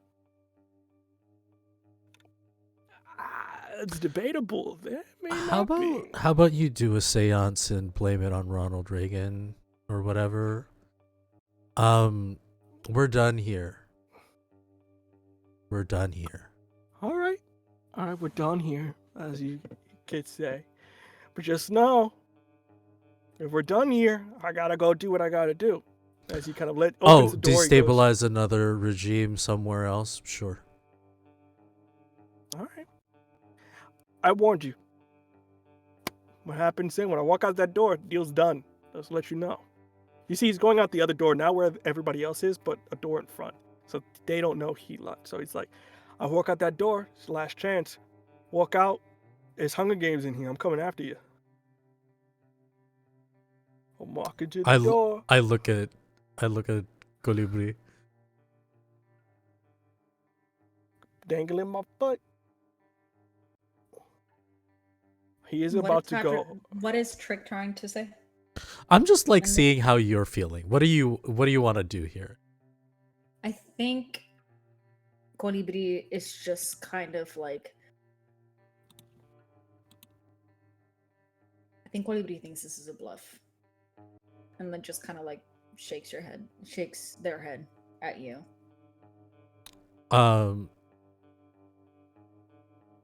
Yeah, we just let him. I think we just let him go. Mm-hmm. Walks out the door. You see on his face, not too happy. You can see under his breath. He talks to the two guards. My other ones in the other room, you see that they begin to sort of huddle out. Your two other members come in here, and for a moment, you do have a quick respite as you see those two walk in. As you don't know what they talked about, all you heard was just "Boo, boo, boo, boo, boo, boo," is all you heard. So I'll give you a quick moment here if anybody wants to ask a quick question. Yeah. The moment that they're back in the room, Colibri does sort of like the tense leaves the tenseness leaves their body, and they do kind of look a little bit more anxious. So they're pacing around a little bit, and then looking over at Trick and at the rest of the group. So is there anyone listening in on them? No, we're good. They're outside the door. They only hear muffles. They don't have Yeah. anything in here. They're trying to get us to inform.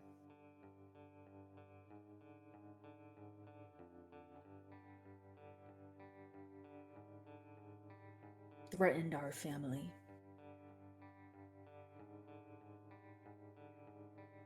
So, I'm thinking it's a bluff.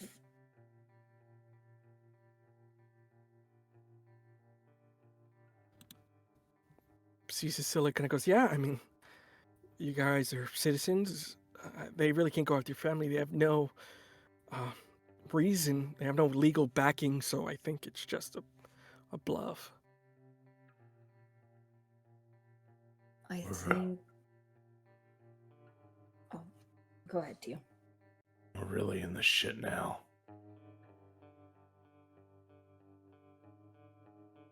Eloy's not stupid. It wasn't an accident that he didn't shoot us with silver bullets. So that tells me this is our one and only warning. Very clearly is a get the fuck out of town card.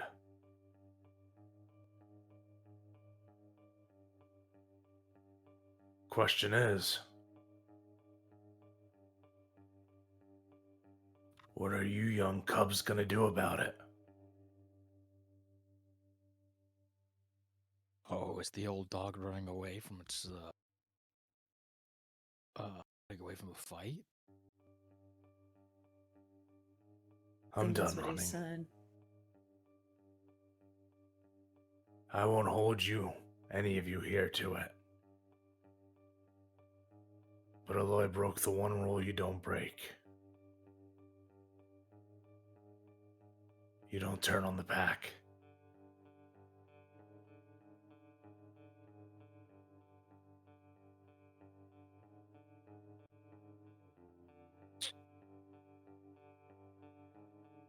I'm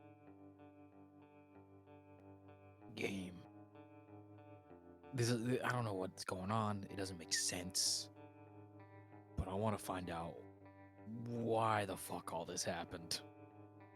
So if that means I gotta side with the old man. I think I'm leaning more towards that. I don't think it's so much about siding with the old man than siding with the MC, or at least what's left of it.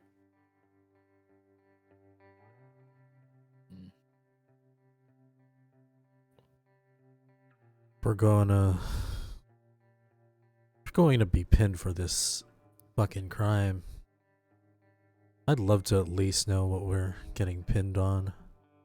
Whatever the fuck that red thing was. Are you sure, Trick? You could just go home. Leave this all behind. This was never meant to be your life, kid. Deal.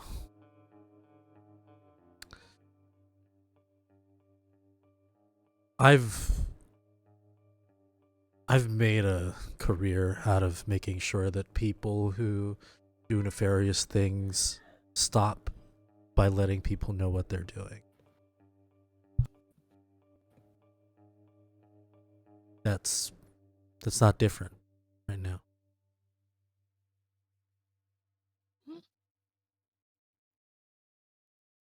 No, adds up.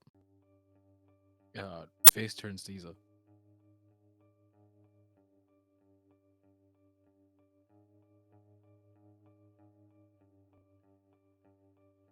Gonna kill Eloy.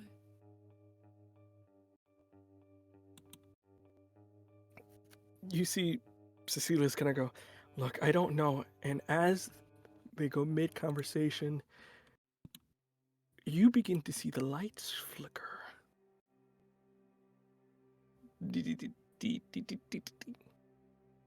As you breathe, a cold breath begins to fill the air. As the lights go on and off, you hear one of the officers, very mumbled, very much like, "Excuse me, visiting hours are over, can you please go?" What the hell? You see another guy on the side. The hell is that? You hear outside.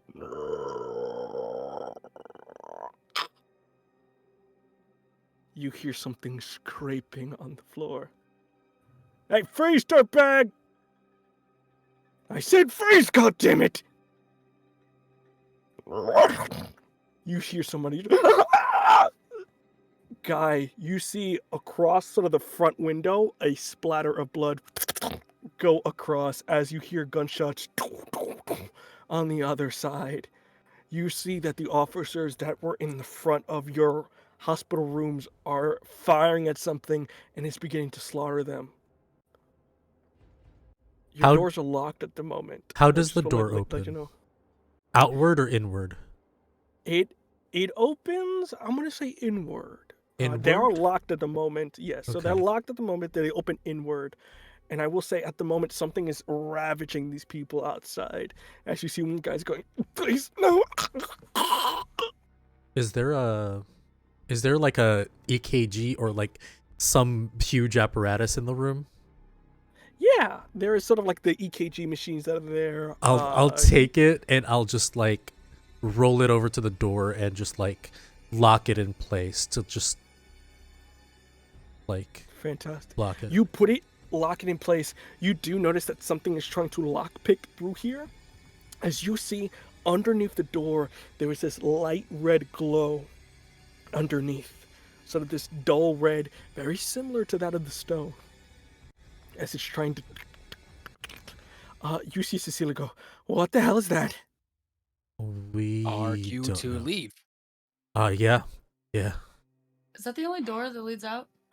You are in like 3, so that's one door. There is another door on the other side. You don't hear anything coming from there yet. So Yeah, it seems he's to be just very gonna go- focused on trying to get in through this door. Yeah, he's just going to that door. Any windows? Windows, but you're on like the 13th floor. Oh, Not in our state. I can take it. There goes my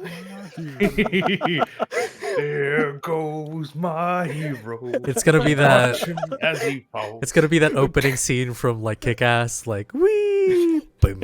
I was thinking the other guys. Aim for the bushes. Nobody knows why they did it. All right, so for my lovely Isa doing this, dexterity plus your stealth here as you are trying to be quiet about this.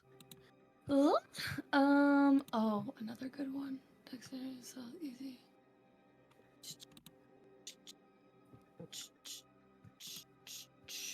1, 2, 3 successes. 3 successes. You're able to make your way through. Luckily, this door is not as locked. They seem to be more focused on the other door. You do open it, and you can gesture to everybody else to kind of follow you. Yeah, Isa will do that. Fantastic. You begin to make your way out, and as you do, you see there is just a pool of blood that kind of is very much splatter painting on one side, streak coming down the hallway as the light flickers, and what you see trying to pick into the room is something strange, even for all of you here, even you, Theo, as you've never seen this kind of thing before. What you see before you is this sort of monstrous, malnourished, Nosferatu-looking creature as they have parts of their body that are elongated and more sharp-like. You see that they have a python's jacket, but you see shards of crystals from their back pierce through it as you see their red eyes seeping this mist from it as they have a staticky energy about it as they're trying to pick lock the door at the moment. You can backtrack this as you all been here before. You know this hospital, so you do know where the elevators usually are. So you can kind of backtrack this if you want. But I will ask in this backtracking, if you can fight this thing if you want because it doesn't notice you. But if you're going to do that, who's going to be leading that sort of stealth charge as we kind of go back?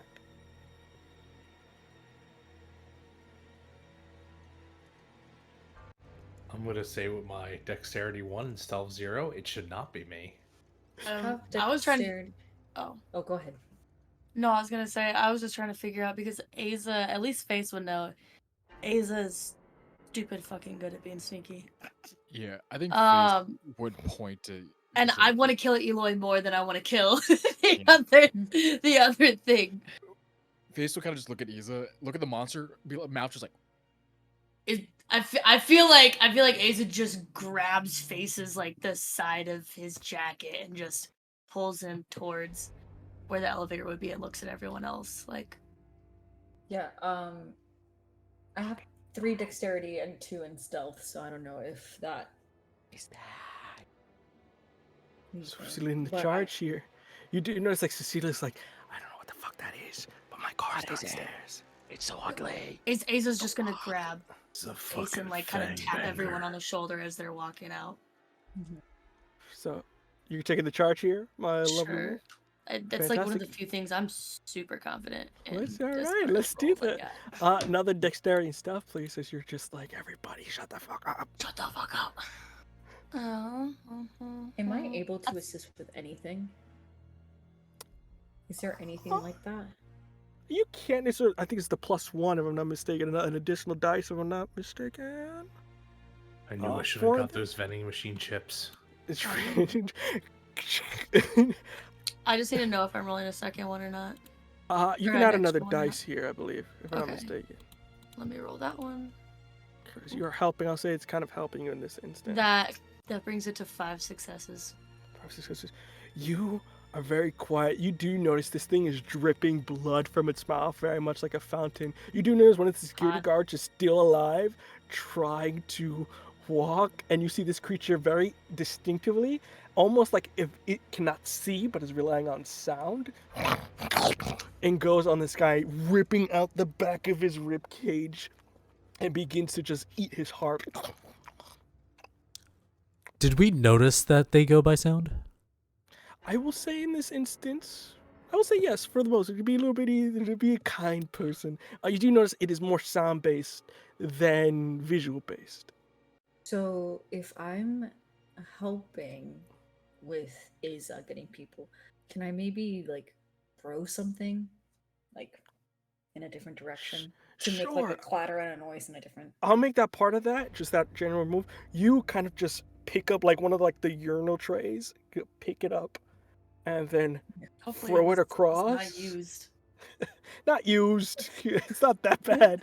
I It's pick very up clear a floor. urinal tray. It's pee, and then you just yeet it. But no, you kind of pick up just one of the trays that are nearby. You throw it. You see.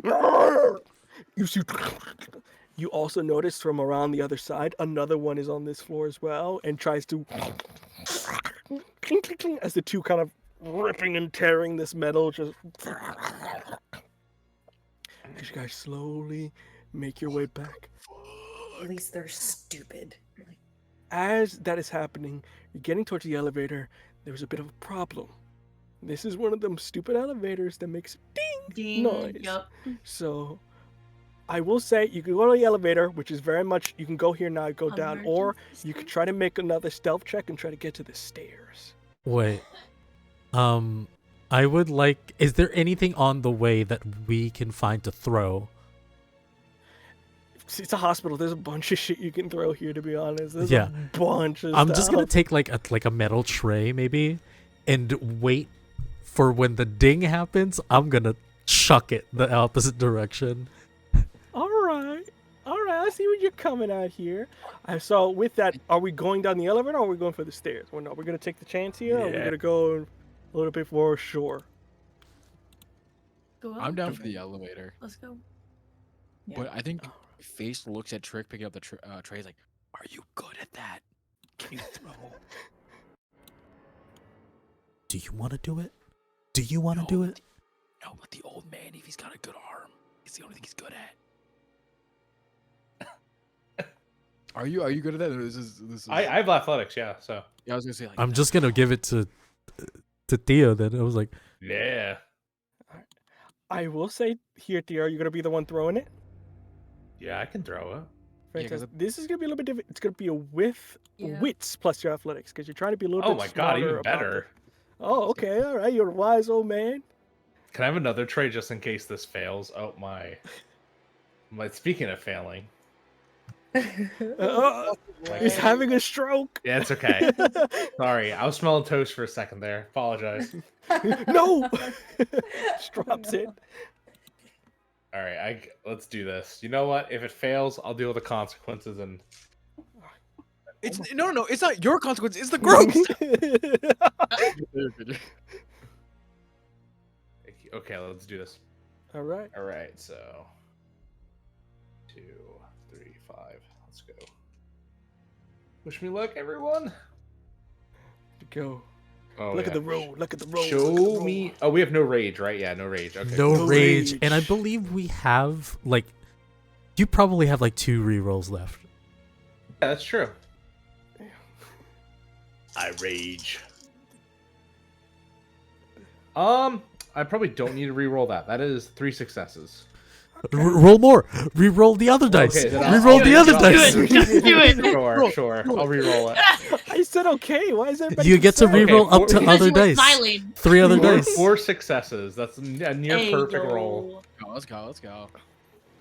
You press the elevator. You see it's going 1, 2, 3. You notice these creatures. There's 2 in the side. There's another one coming from a corner. So there's 3 now. As you see, the third one comes out of cloak. As you see that they're invisible, and then slowly, like a chameleon, This sucks. Clever You see- girl. it gets closer to your faces. I think it gets almost right up to face as you see the drool. Aza's just like,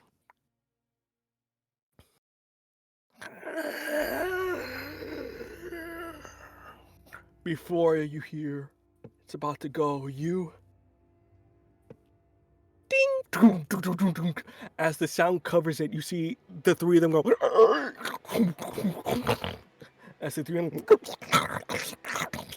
trying to go on this thing. You have a moment again in this fucking elevator before they notice everything. Yeah, let's happen. We're pressing the he's close door slamming button. close. You see, silly, you keep fucking pressing. You have to hold it, you idiots. And he just pushes it away, hold button.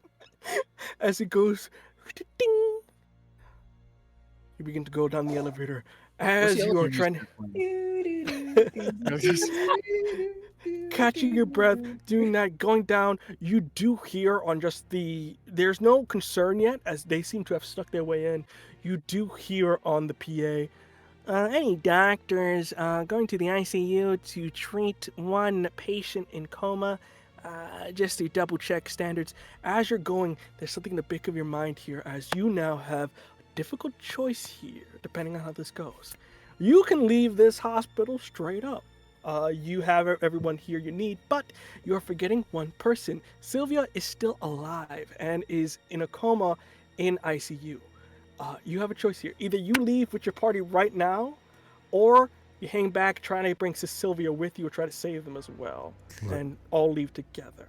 Face is talking in the middle of talking about, okay, so if we get to the parking lot, we can book it out of here, get in the cars, we just keep going, we can start driving back to like an old safe house that we have. We just get the fuck out of here. I'm not living without Sylvia.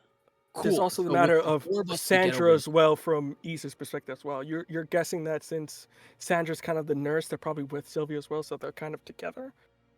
So you have those two individuals there, or you can leave. They may have not. They may be only here for you and not everybody else. You guys don't know. Where is the ICU? What floor? ICU is level 2, so it's in terms of like you just have to make a stop, Oh, grab 'em, cool. and then you Asa go doesn't down. even ask anyone. Asa hits number 2. We could just get out of here.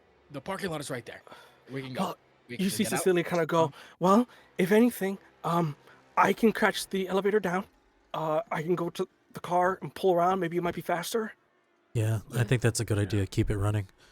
But We no, can come. just get in the car and go. No pack left behind. Did we all not see what we just saw? I want to make it very clear. What the fuck was that? If you get the chance to go after Lenora, would you?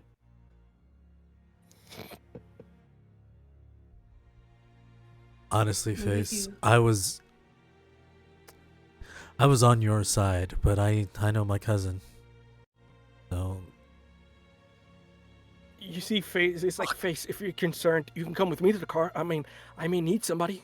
Maybe you're not all needed. That's true. You can just go. yeah. Look, Fuck! And then looks at Isa's eyes and sees how determined they are, and just like, fuck! It just hits the second floor thing. Just can't this go fucking faster? Fantastic. With that, you proceed to get to the second floor. As you do that, there is open the door. You can see blood begin to drip in as you see one of the nearby patients was kind of like trying to hit the button. The arm falls off, goes to the side, as it seems like there's individuals here on the second floor. For everybody here, is anybody going with Cecilia, or are we all going together and leaving Cecilia to go get the car? we're leaving Cecilia to go get the car. Okay. So with that, leaving Cecilia to go get the car. As you guys do that, you find yourself on the second floor here. You know where to go to the ICU. My only question here is, we going to be stealthy about this again, or are we going to be just like as fast as we can? Is there Big stealth. really After quick, what we just saw. Chris? Is there like I'm assuming we open up the elevator, we're by like the little like nurse check-in. Yeah. Sadly though, it's again like where you are, it's not necessarily like the main lobby. You do see people are coming in and out like normal. It seems that the floors you guys were on have been like there's monsters on these floors. So So people are still moving regularly on the second floor? Oh yes, no. it seems like they're not on the second floor, the first floor. Like in terms of like the main lobby where everybody comes in and out. Yeah. You're on the Okay, second but we floor, haven't seen so- any of that. Yeah. Really. Is- No people here that are alive at the moment. As again, you see an orderly with an arm ripped completely off. Let's go slow. Is there a wooden chair? Yeah, it's steel, wooden, in between. It's specifically wooden. Let's go. Okay. Tio's gonna walk over and start trying to break each leg off and Is it hand it to breaking whoever it? wants one. Yeah. Okay. I'm You- gonna I'm going straight. Just to go. Oh, I was just gonna say I'm gonna go to the fire emergency lever There's probably a fire axe there. I do hope that there is. I will say, sure, there's a fire axe there. You also have the fire alarm if you want to hit it. It's up to you. So those two That's things are there. yeah. Second thing, fantastic. I don't know what Face is gonna do, or I'll look for a Eza. security guard, like a security guard body. I'm gonna say for you because it's a little hard here. I'm gonna make you roll for this. Okay. Wits plus resolve, I believe, is your perception. If you want to Face- see if you could find a guard among That's this true. mess. Does No- Face say No that rage he's dice, looking? right? No Was rage. Does Face say that he's looking for that? I think no, because they're trying to be stealthy, so they're trying to be like they're just like fuck kind of thing, Okay. looking around, I have and less a. of saying so that. So I have an ability that would help. That's 4 successes. You see, there's some poor off-duty cop, just like a security guard here, that is covered in blood. You do notice they only have one clip at the moment because again, it's a hospital. They weren't really expecting a whole firefight, so you got about 8 bullets in this thing. Yeah, I'll take it. I'll take it done. I'm better with a gun, so. Fantastic. You pocket that. Breaking wood, grabbing axes, kind of everything. Is Colibri pulling something out before I get to Face here? Let's have an epiphany. You can go with before Face, before what's in your Cleric mind? loses this. Well, no, because if it's a security guard, they have a radio, right? Yeah. I toss the radio to. Well, no, I would be my best person. I'm gonna radio in and say, "Fire! Evac the building! Fire!" Okay. And start evacuating the building and declare fire on the radio. Yeah, wits and persuasion for me here, because you're just like wits and fire, and it's not too hard of a difficulty. Well, like, because it's coming from the radio. What idiot is gonna steal the radio? All right, No, that's he's gonna 6 dice. This is like the highest I could probably roll. This is as high as you go. Let's go, baby. Well, actually, no, I can do manipulate. If I had manipulate. Oh wait, can I do this with manipulation? Sure. Yeah, because you're lying technically. Yeah, so manipulation and persuasion. That's 7 dice, baby. Let's fucking go. Shit, Oh. that's your. one. What No, the? That is 4 successes. Ooh. Okay, all right, 4 successes with that. You go, yeah, who is this? I look for the name tag.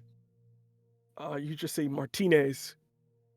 This is Officer Martinez. There's a fire in the ICU floor on the 2nd floor. Oh, Martinez. Oh, yeah, no problem. Hey, you Martinez says we need to evacuate. Martinez. Oh, shit. And then you see this, whoever this guy was, very reliable. As you see, you just hear, meow, meow, meow, and just the red blinking lights. You do notice as these lights blare on, there's just a sound or just, as the sound is deafening at this Hell point yeah! for I them. pull down the fire alarm as soon as that happens, thinking that maybe the bell Oh. would discombobulate them. Discombobulate. You see one of them just walk stumbling into the hallway and just It's the same creature that they can't see. It's only by sound. yeah, you see that Okay. again. They're very different clothes, so it's not like the same. They seems like different individuals that are these creatures. This one's a little bit more feminine-like, as you see. There's sort of long hair that's sort of wrapped and wet. The moment that the alarm goes off, I think Colibri will just like start running towards where they can find Sylvia. Fantastic. Are you just gonna run and try to dodge out the way here, or are you just gonna be like push him I- over? I want to be dexterous and Okay. try and avoid them as much as possible. Okay. And then, is there anything that I could potentially just like looking through, like any sort of like scent or smell to try and find? I don't think it's not gonna be too big of a problem to find them because again, there's like signs of like this is where ICU is about. Yeah. It's not gonna be too hard. The only problem is like you trying to dodge it the way. So if you want to do that for me, you can't give me. I think this is gonna be Dex and athletics because you're just trying to be as physically as possible, as fast as possible. So you can do that for me there. What is everybody else doing here as that is going on? Got 5 for that. I think Tio would look at Iza and go, "Easy. Have you ever fought fangs before?" Aza just laughs, and you see Aza probably smile for the first time in like the last 24 hours. And they're gonna turn and try to find the nearest scalpel, and is gonna go out the first one. Fantastic. What did we get, my lovely prospect? Just making sure. I don't know if I have any rerolls. Do we have rerolls? I think you have one. one reroll? More? I think so, because Okay. everybody got one, and then Got it. With You the can one also reroll, spend willpower if you need. that's the other thing. That's true. You guys Um, have willpower? I do. Got some willpower? Yeah, willpower. I'm gonna. We got some Reroll. willpower here. Ah. Okay, 4 successes out of 5. Or successes. Sorry. With that, I think at this point you provide an opportunity for somebody as you kind of just very football style tackle this thing out the way. It slips on the blood, leaving an opening for you, easy, for you to take a swipe at this bad boy. This is going to be, I will say, strength and melee, because you are technically using a scalpel to do this. Not your bare hands. Okay. Strength and melee. 3 successes. With that, you try to come in, you do manage to just give it a slight cut in its sort of leg reaching, kind of making sure that it doesn't go anywhere. But you see it kind of backhands you as you go off to the side, take a little bit of 1 point of superficial damage here, as you just get hit off to the side, into the nearby wall, crack it a bit. The rest of you see this thing is now kind of crawling at the moment towards all of you. What are the rest of you doing as you see it just... I'm hitting the elevator button and just be like, all right. Don't. And just gonna, I'm just gonna wait for everybody. Like basically, I'm just gonna hold the elevator until everyone gets back. Because is there an Okay. elevator? Do they have to come back here? You can hold it, so if you want to be like, just hold the elevator, you can do that. Chris, is it crawling towards us? Yeah, it's crawling towards you. All right. So, I'm gonna Dio's gonna go up to it, and looking at my stats, this is actually the better way. This might get a little graphic, y'all. Down a game. cover your eyes. Yeah, I think Tio's going to try to lodge both of his hands inside the Nosferatu's mouth, and then just Got it. Godzilla. It was we're trying here. All right. So this is gonna be your strength and brawling. yeah, that's what I figured. I was like, oh I have no melee, but I have brawl, so I should be using this.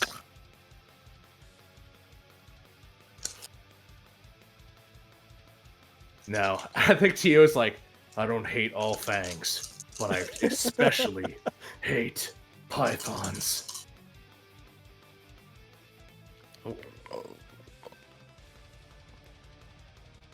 That is 6. That is 6 on a 5-die pool. This guy, you send him to his creator. You grab one end, as you just Trick, you get a little blood on your face as you just see this sort of congealed blackish red blood just hit across your face. You also do notice like the stalagmites kind of fall off the ground a bit here as well as you just see.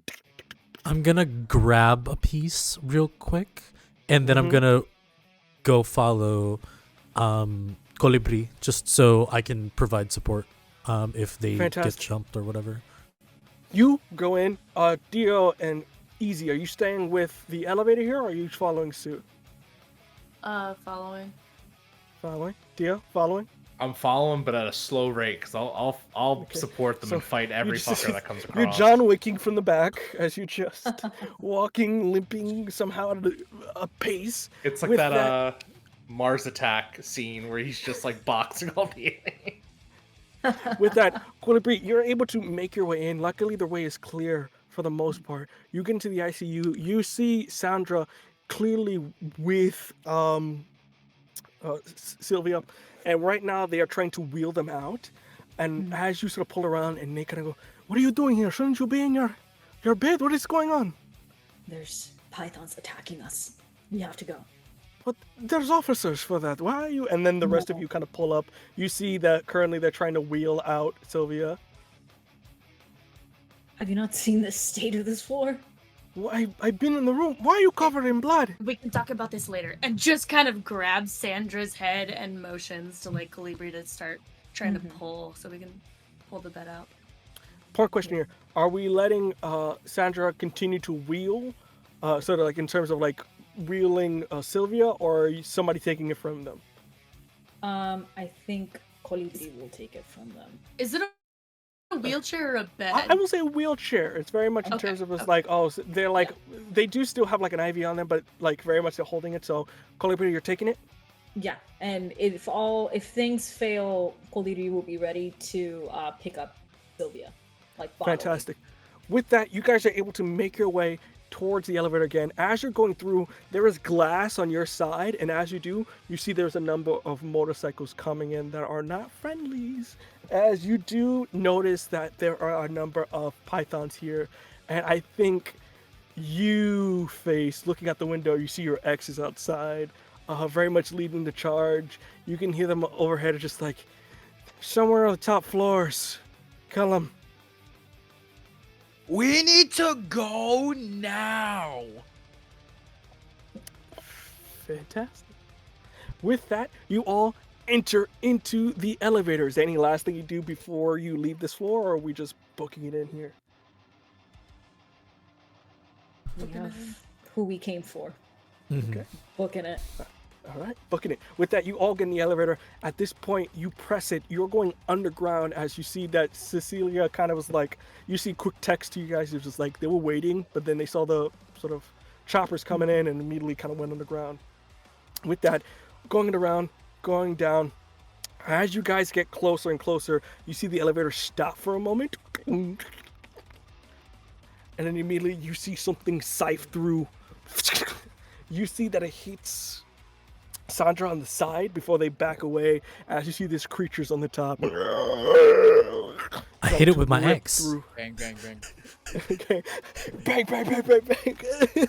As you double team this thing. I'm going to need dex and firearms for my lovely individual with the gun, and I'm going to need a strength and melee for my individual with the axe. Hit with. It's like almost like this extension of its body, and it's sort of this arm that turns into a scythe in a sense as it sort of cuts. The T, it's on the their side. T-100,000. She's bleeding now. Yeah, they're evolving. I got 3 from that individual, my individual with I the got gun. 3, 2 10s, and a 9. That's Fantastic. 2 10s and a 9 is 4. Like it's a 5. Because 2 10s is a critical. That means 4. Nice. That's what goes with Just 5. Fantastic. The axe not doing too much. You're just like trying. It's like this thing flinging through, very Jeepers Creepers with like the wing inside, trying to get through. And then the most obvious solution that you didn't think of, you see Face come in and just pop, pop, pop, pop, pop, as you just see bullets as it sort of begins to just drop blood on the ground. Sandra is kind of hurt, but with that, you see that the door very much opens forcefully as it just ding, ding, as you guys are all beginning to get out here. There is a mad dash to the end as you do hear other creatures. At the moment, you see one of them bust out through one of the nearby parking doors as you just see from across the distance as it's trying to close the gap. For my other individuals here, if you would be so kind, since we are running for our lives practically, stamina and athletics. As you are just run, run, run. I am going to also roll for our lovely Sandra here. Out of curiosity, Oh, no. what kind of vehicle does Celia have? Because there's a lot of us. They said I got a truck, so it's very much in Oh, terms of okay. like, they have some seats in the front, but then the back is open.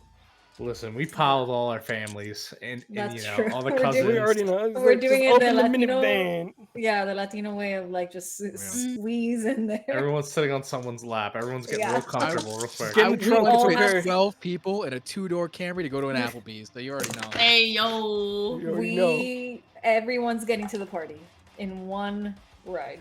If, Unlimited If- if Sandra's hurting, can I put like if she's hurting, then Asa would put her arm over, like try to help carry her. I will say they'll add a 1 to their roll here. Okay. Okay, so I add it just for they're rolling as well. They're kind of just behind. I spent a willpower and I re-rolled to a 3.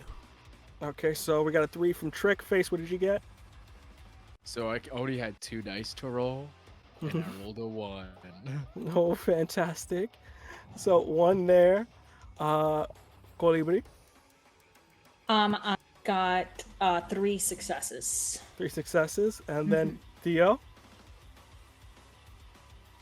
3 as well. Easy E over here, what did you get? I got a 6. 6. I got 6. So with that, hungry dogs These run are- faster. These are my top numbers.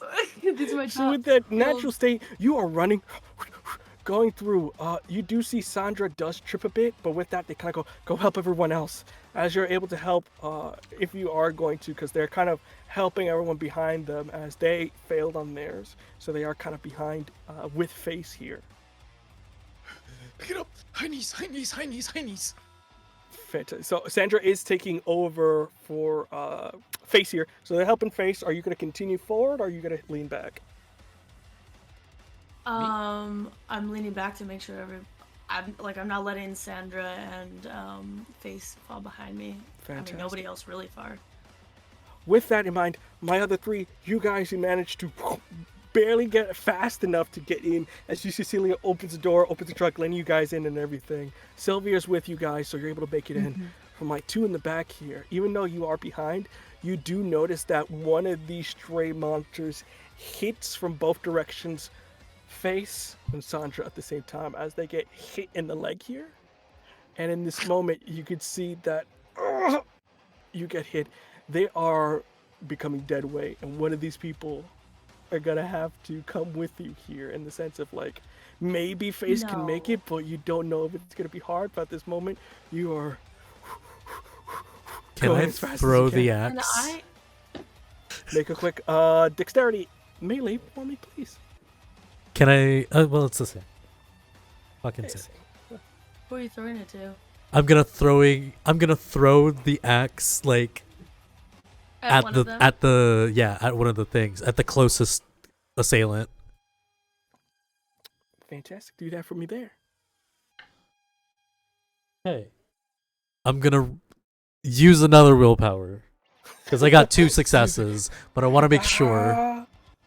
All right. Fantastic. Okay, so that 2 successes became 5 successes. 5 successes. With that, you throw it at one of the nearby assailants. You see it was going for Face. Takes care of that. Provides Face an opportunity to run. Sandra is now the only individual that has a problem on their tail. I'm gonna so- try to break the neck of the other one. All right. You got 1 shot at this. You failed this. Bad consequences. What is it? Strengthen brawl? Are you still holding the scalpel or are you using your bare No, hands at I'm this point? I'm literally just going bare hands. I know, I Brawl got for that. me, please. Strength of brawl. They're really good ones. That's your specialty. 1, 2. If I get 2 10s, how many do I have 4. 2 10s equals 4.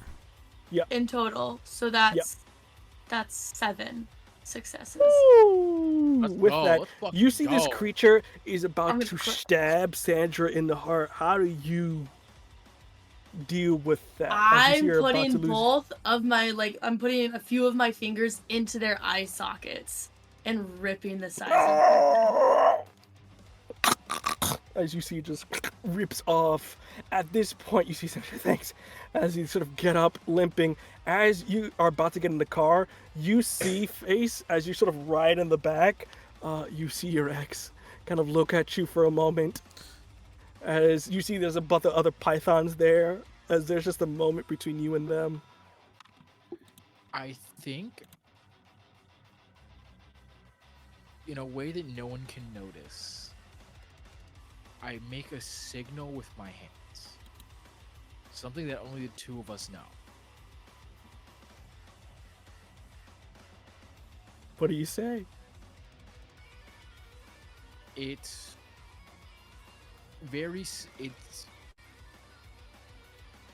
it's a symbol of like that says meet. Like I want to see how I would say meet me later. Mm-hmm. I think you see something along their fingers that they respond back to that nobody else notices of just, I'll find you. As you see, take this, you fucking turn it! As you see, they just start shooting. You're not in a bulletproof car. As you just see, as the last of you get in, you see Cecilia just fucking steps on it.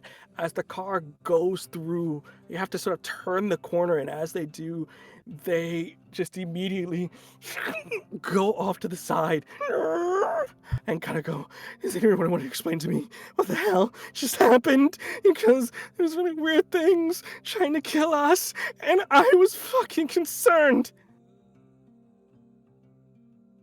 Cecilia? Yeah.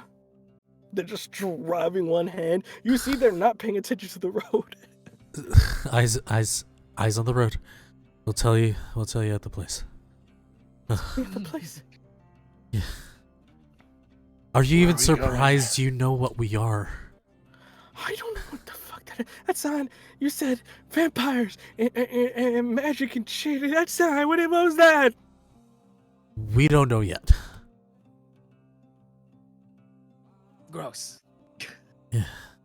And I'm just gonna look at a shard and say, we'll probably find out soon enough.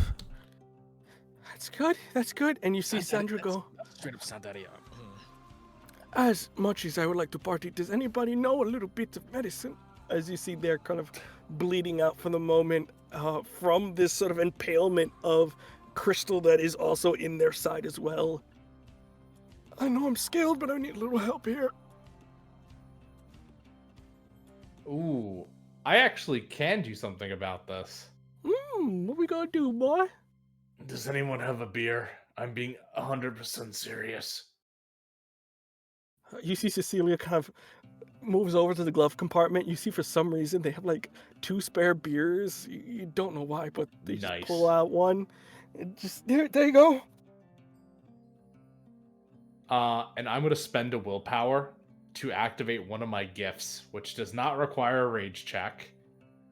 Blessed Brew. I can infuse a beverage with spiritual power, enabling it to embolden and strengthen the mental fortitude of those who drink it. So anyone drinks it receives the following benefits for the next test. Resist any. So I guess this is more mental, but I guess this is me just trying to give it to Sylvia, so that everything will be like, hey, like keep it together. Yeah. We're gonna get So you to you the just hospital. comforting at this moment. As you do the drinking it, you pull out this shard. If anything, Trick, you have a larger sample now, because what you had was kind of like this small little thing. She was impaled with it, so it's very much like the size of like the top of a morning star in a sense. So it's like this large ball, and you can see that as you touch it, there is this energy about it that you can feel there's some sort of hatred or rage trapped inside of it. And kind of connects from, even though you don't know what this thing is, you understand maybe the reason why you are not feeling yourselves, why your rage is all gone, is because whatever Eloy used sucked it out of you somehow, in terms of absorbed it. But in your mind, the question is just like, what do you do with that? You don't know. And as you're sort of riding to El Paso here, let's get the last set of thoughts going through our minds as you are on the night road. We'll start in a little bit of a reverse order here. Start off with my lovely Theo as you help getting them ready and situated. What's going through your mind? I think Tio is thinking of the conversation that he was having with Easy before all hell broke loose, where Easy said that they wanted to kill Eloy. And what Tio had wanted to say said there, and didn't get the chance to, but was like thinking over his head. Do not accept death when suffering is owed.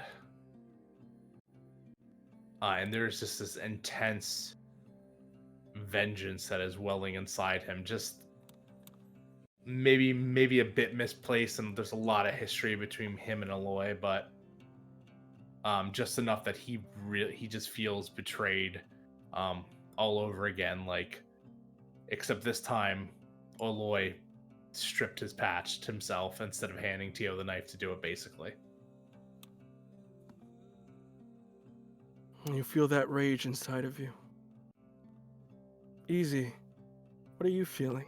As Sandra almost narrowly escaped death.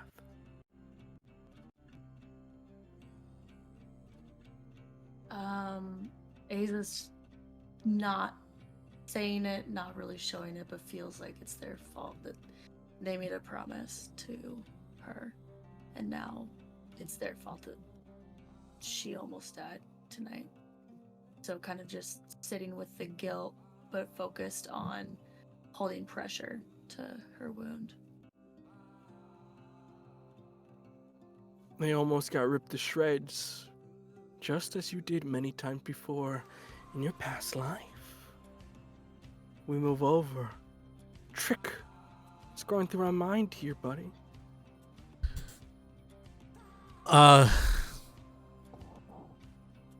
Trick is like has a lot of things in their mind. Celia's now involved. That's bad. Colibri, he's worried about Colibri more so not because physically Colibri is not okay, but more so they're worried for Sandra. And then now this whole shard crystal thing. And then I think out of all the chaos that's in his mind, the thing that stands out the most isn't even what's going on right now. It is a conversation that him and his mother had before he left for Texas.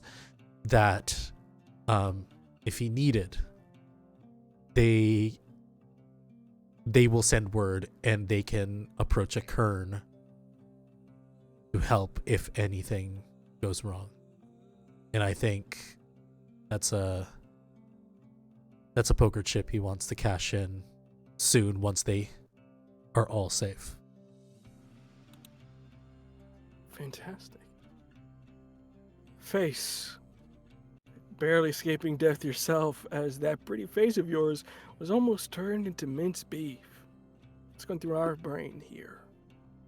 Face is kind of looking out, gripping like the side, like because his Cecilia's like driving all over. She has like the hand on the little handle and stuff, and focused up. But the one thought that's really going through their mind is, this is nothing like we talked about.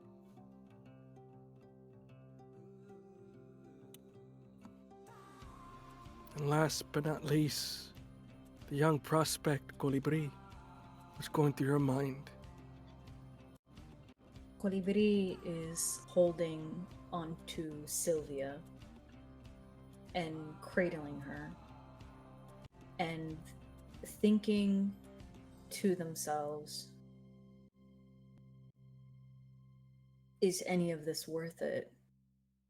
And then looking around the vehicle at everyone who has previously worn a cut, looking at their cousin, at the friends of their people, and thinking that what's truly not worth it is to give up on moving forward. And as this truck, with all your minds and all your worries, goes past the sign saying, nearing El Paso, we go to one last scene with no one else here, as it is the hospital. You see Lorena is currently looking over the glass, the blood everywhere, and on the side, a limo sort of pulls up here. And with that, they hesitantly go inside. The individual, their eyes misty red. in a lovely suit with a side of their face still messed up. Kind of goes, "Did you get him? We tried our best. Headed to El Paso. They're gonna be looking for friends. I hope you can correct my mistake." Yeah. You see they proceed to get out the car. Is it worth it? And as they sort of slowly come to the light, it is Eloy's face that is gleaming with this red energy, but still recovering. For family, it is worth everything. As that is where we shall end our episode for today. Yay! Thank you everyone for joining us for another thrilling episode of Embers of Rage.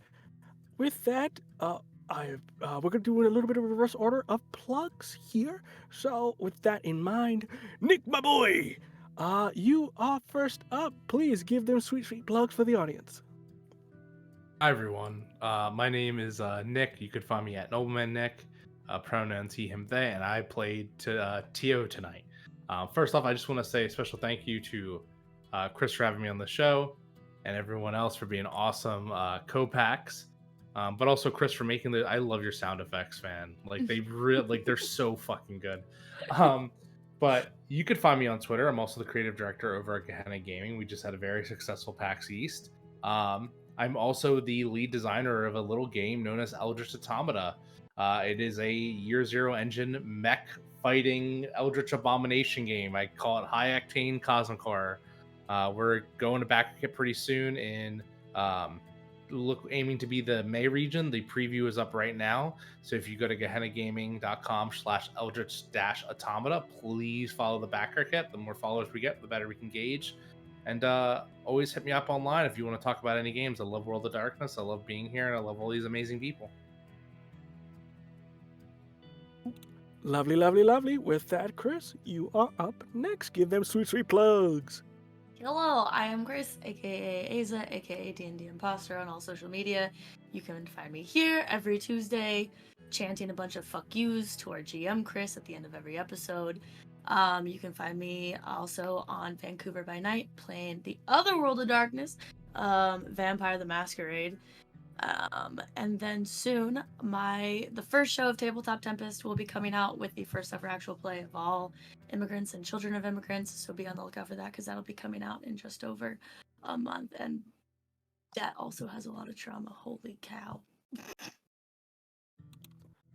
Fantastic. Next up, our lovely Fabian. What's up? My name's Fabian, producer here at Bad House RPG. You can find me over here, and you can also find me on Rocket Spins, where you can find all my comic stuff. We just recently funded our comic, Let It Bayan. Go follow me at Rockets and Pens to find out once we kind of figure everything out, and hopefully are able to plug that out publicly and sell it publicly. What else? I did art for the new show, Feast or Famine.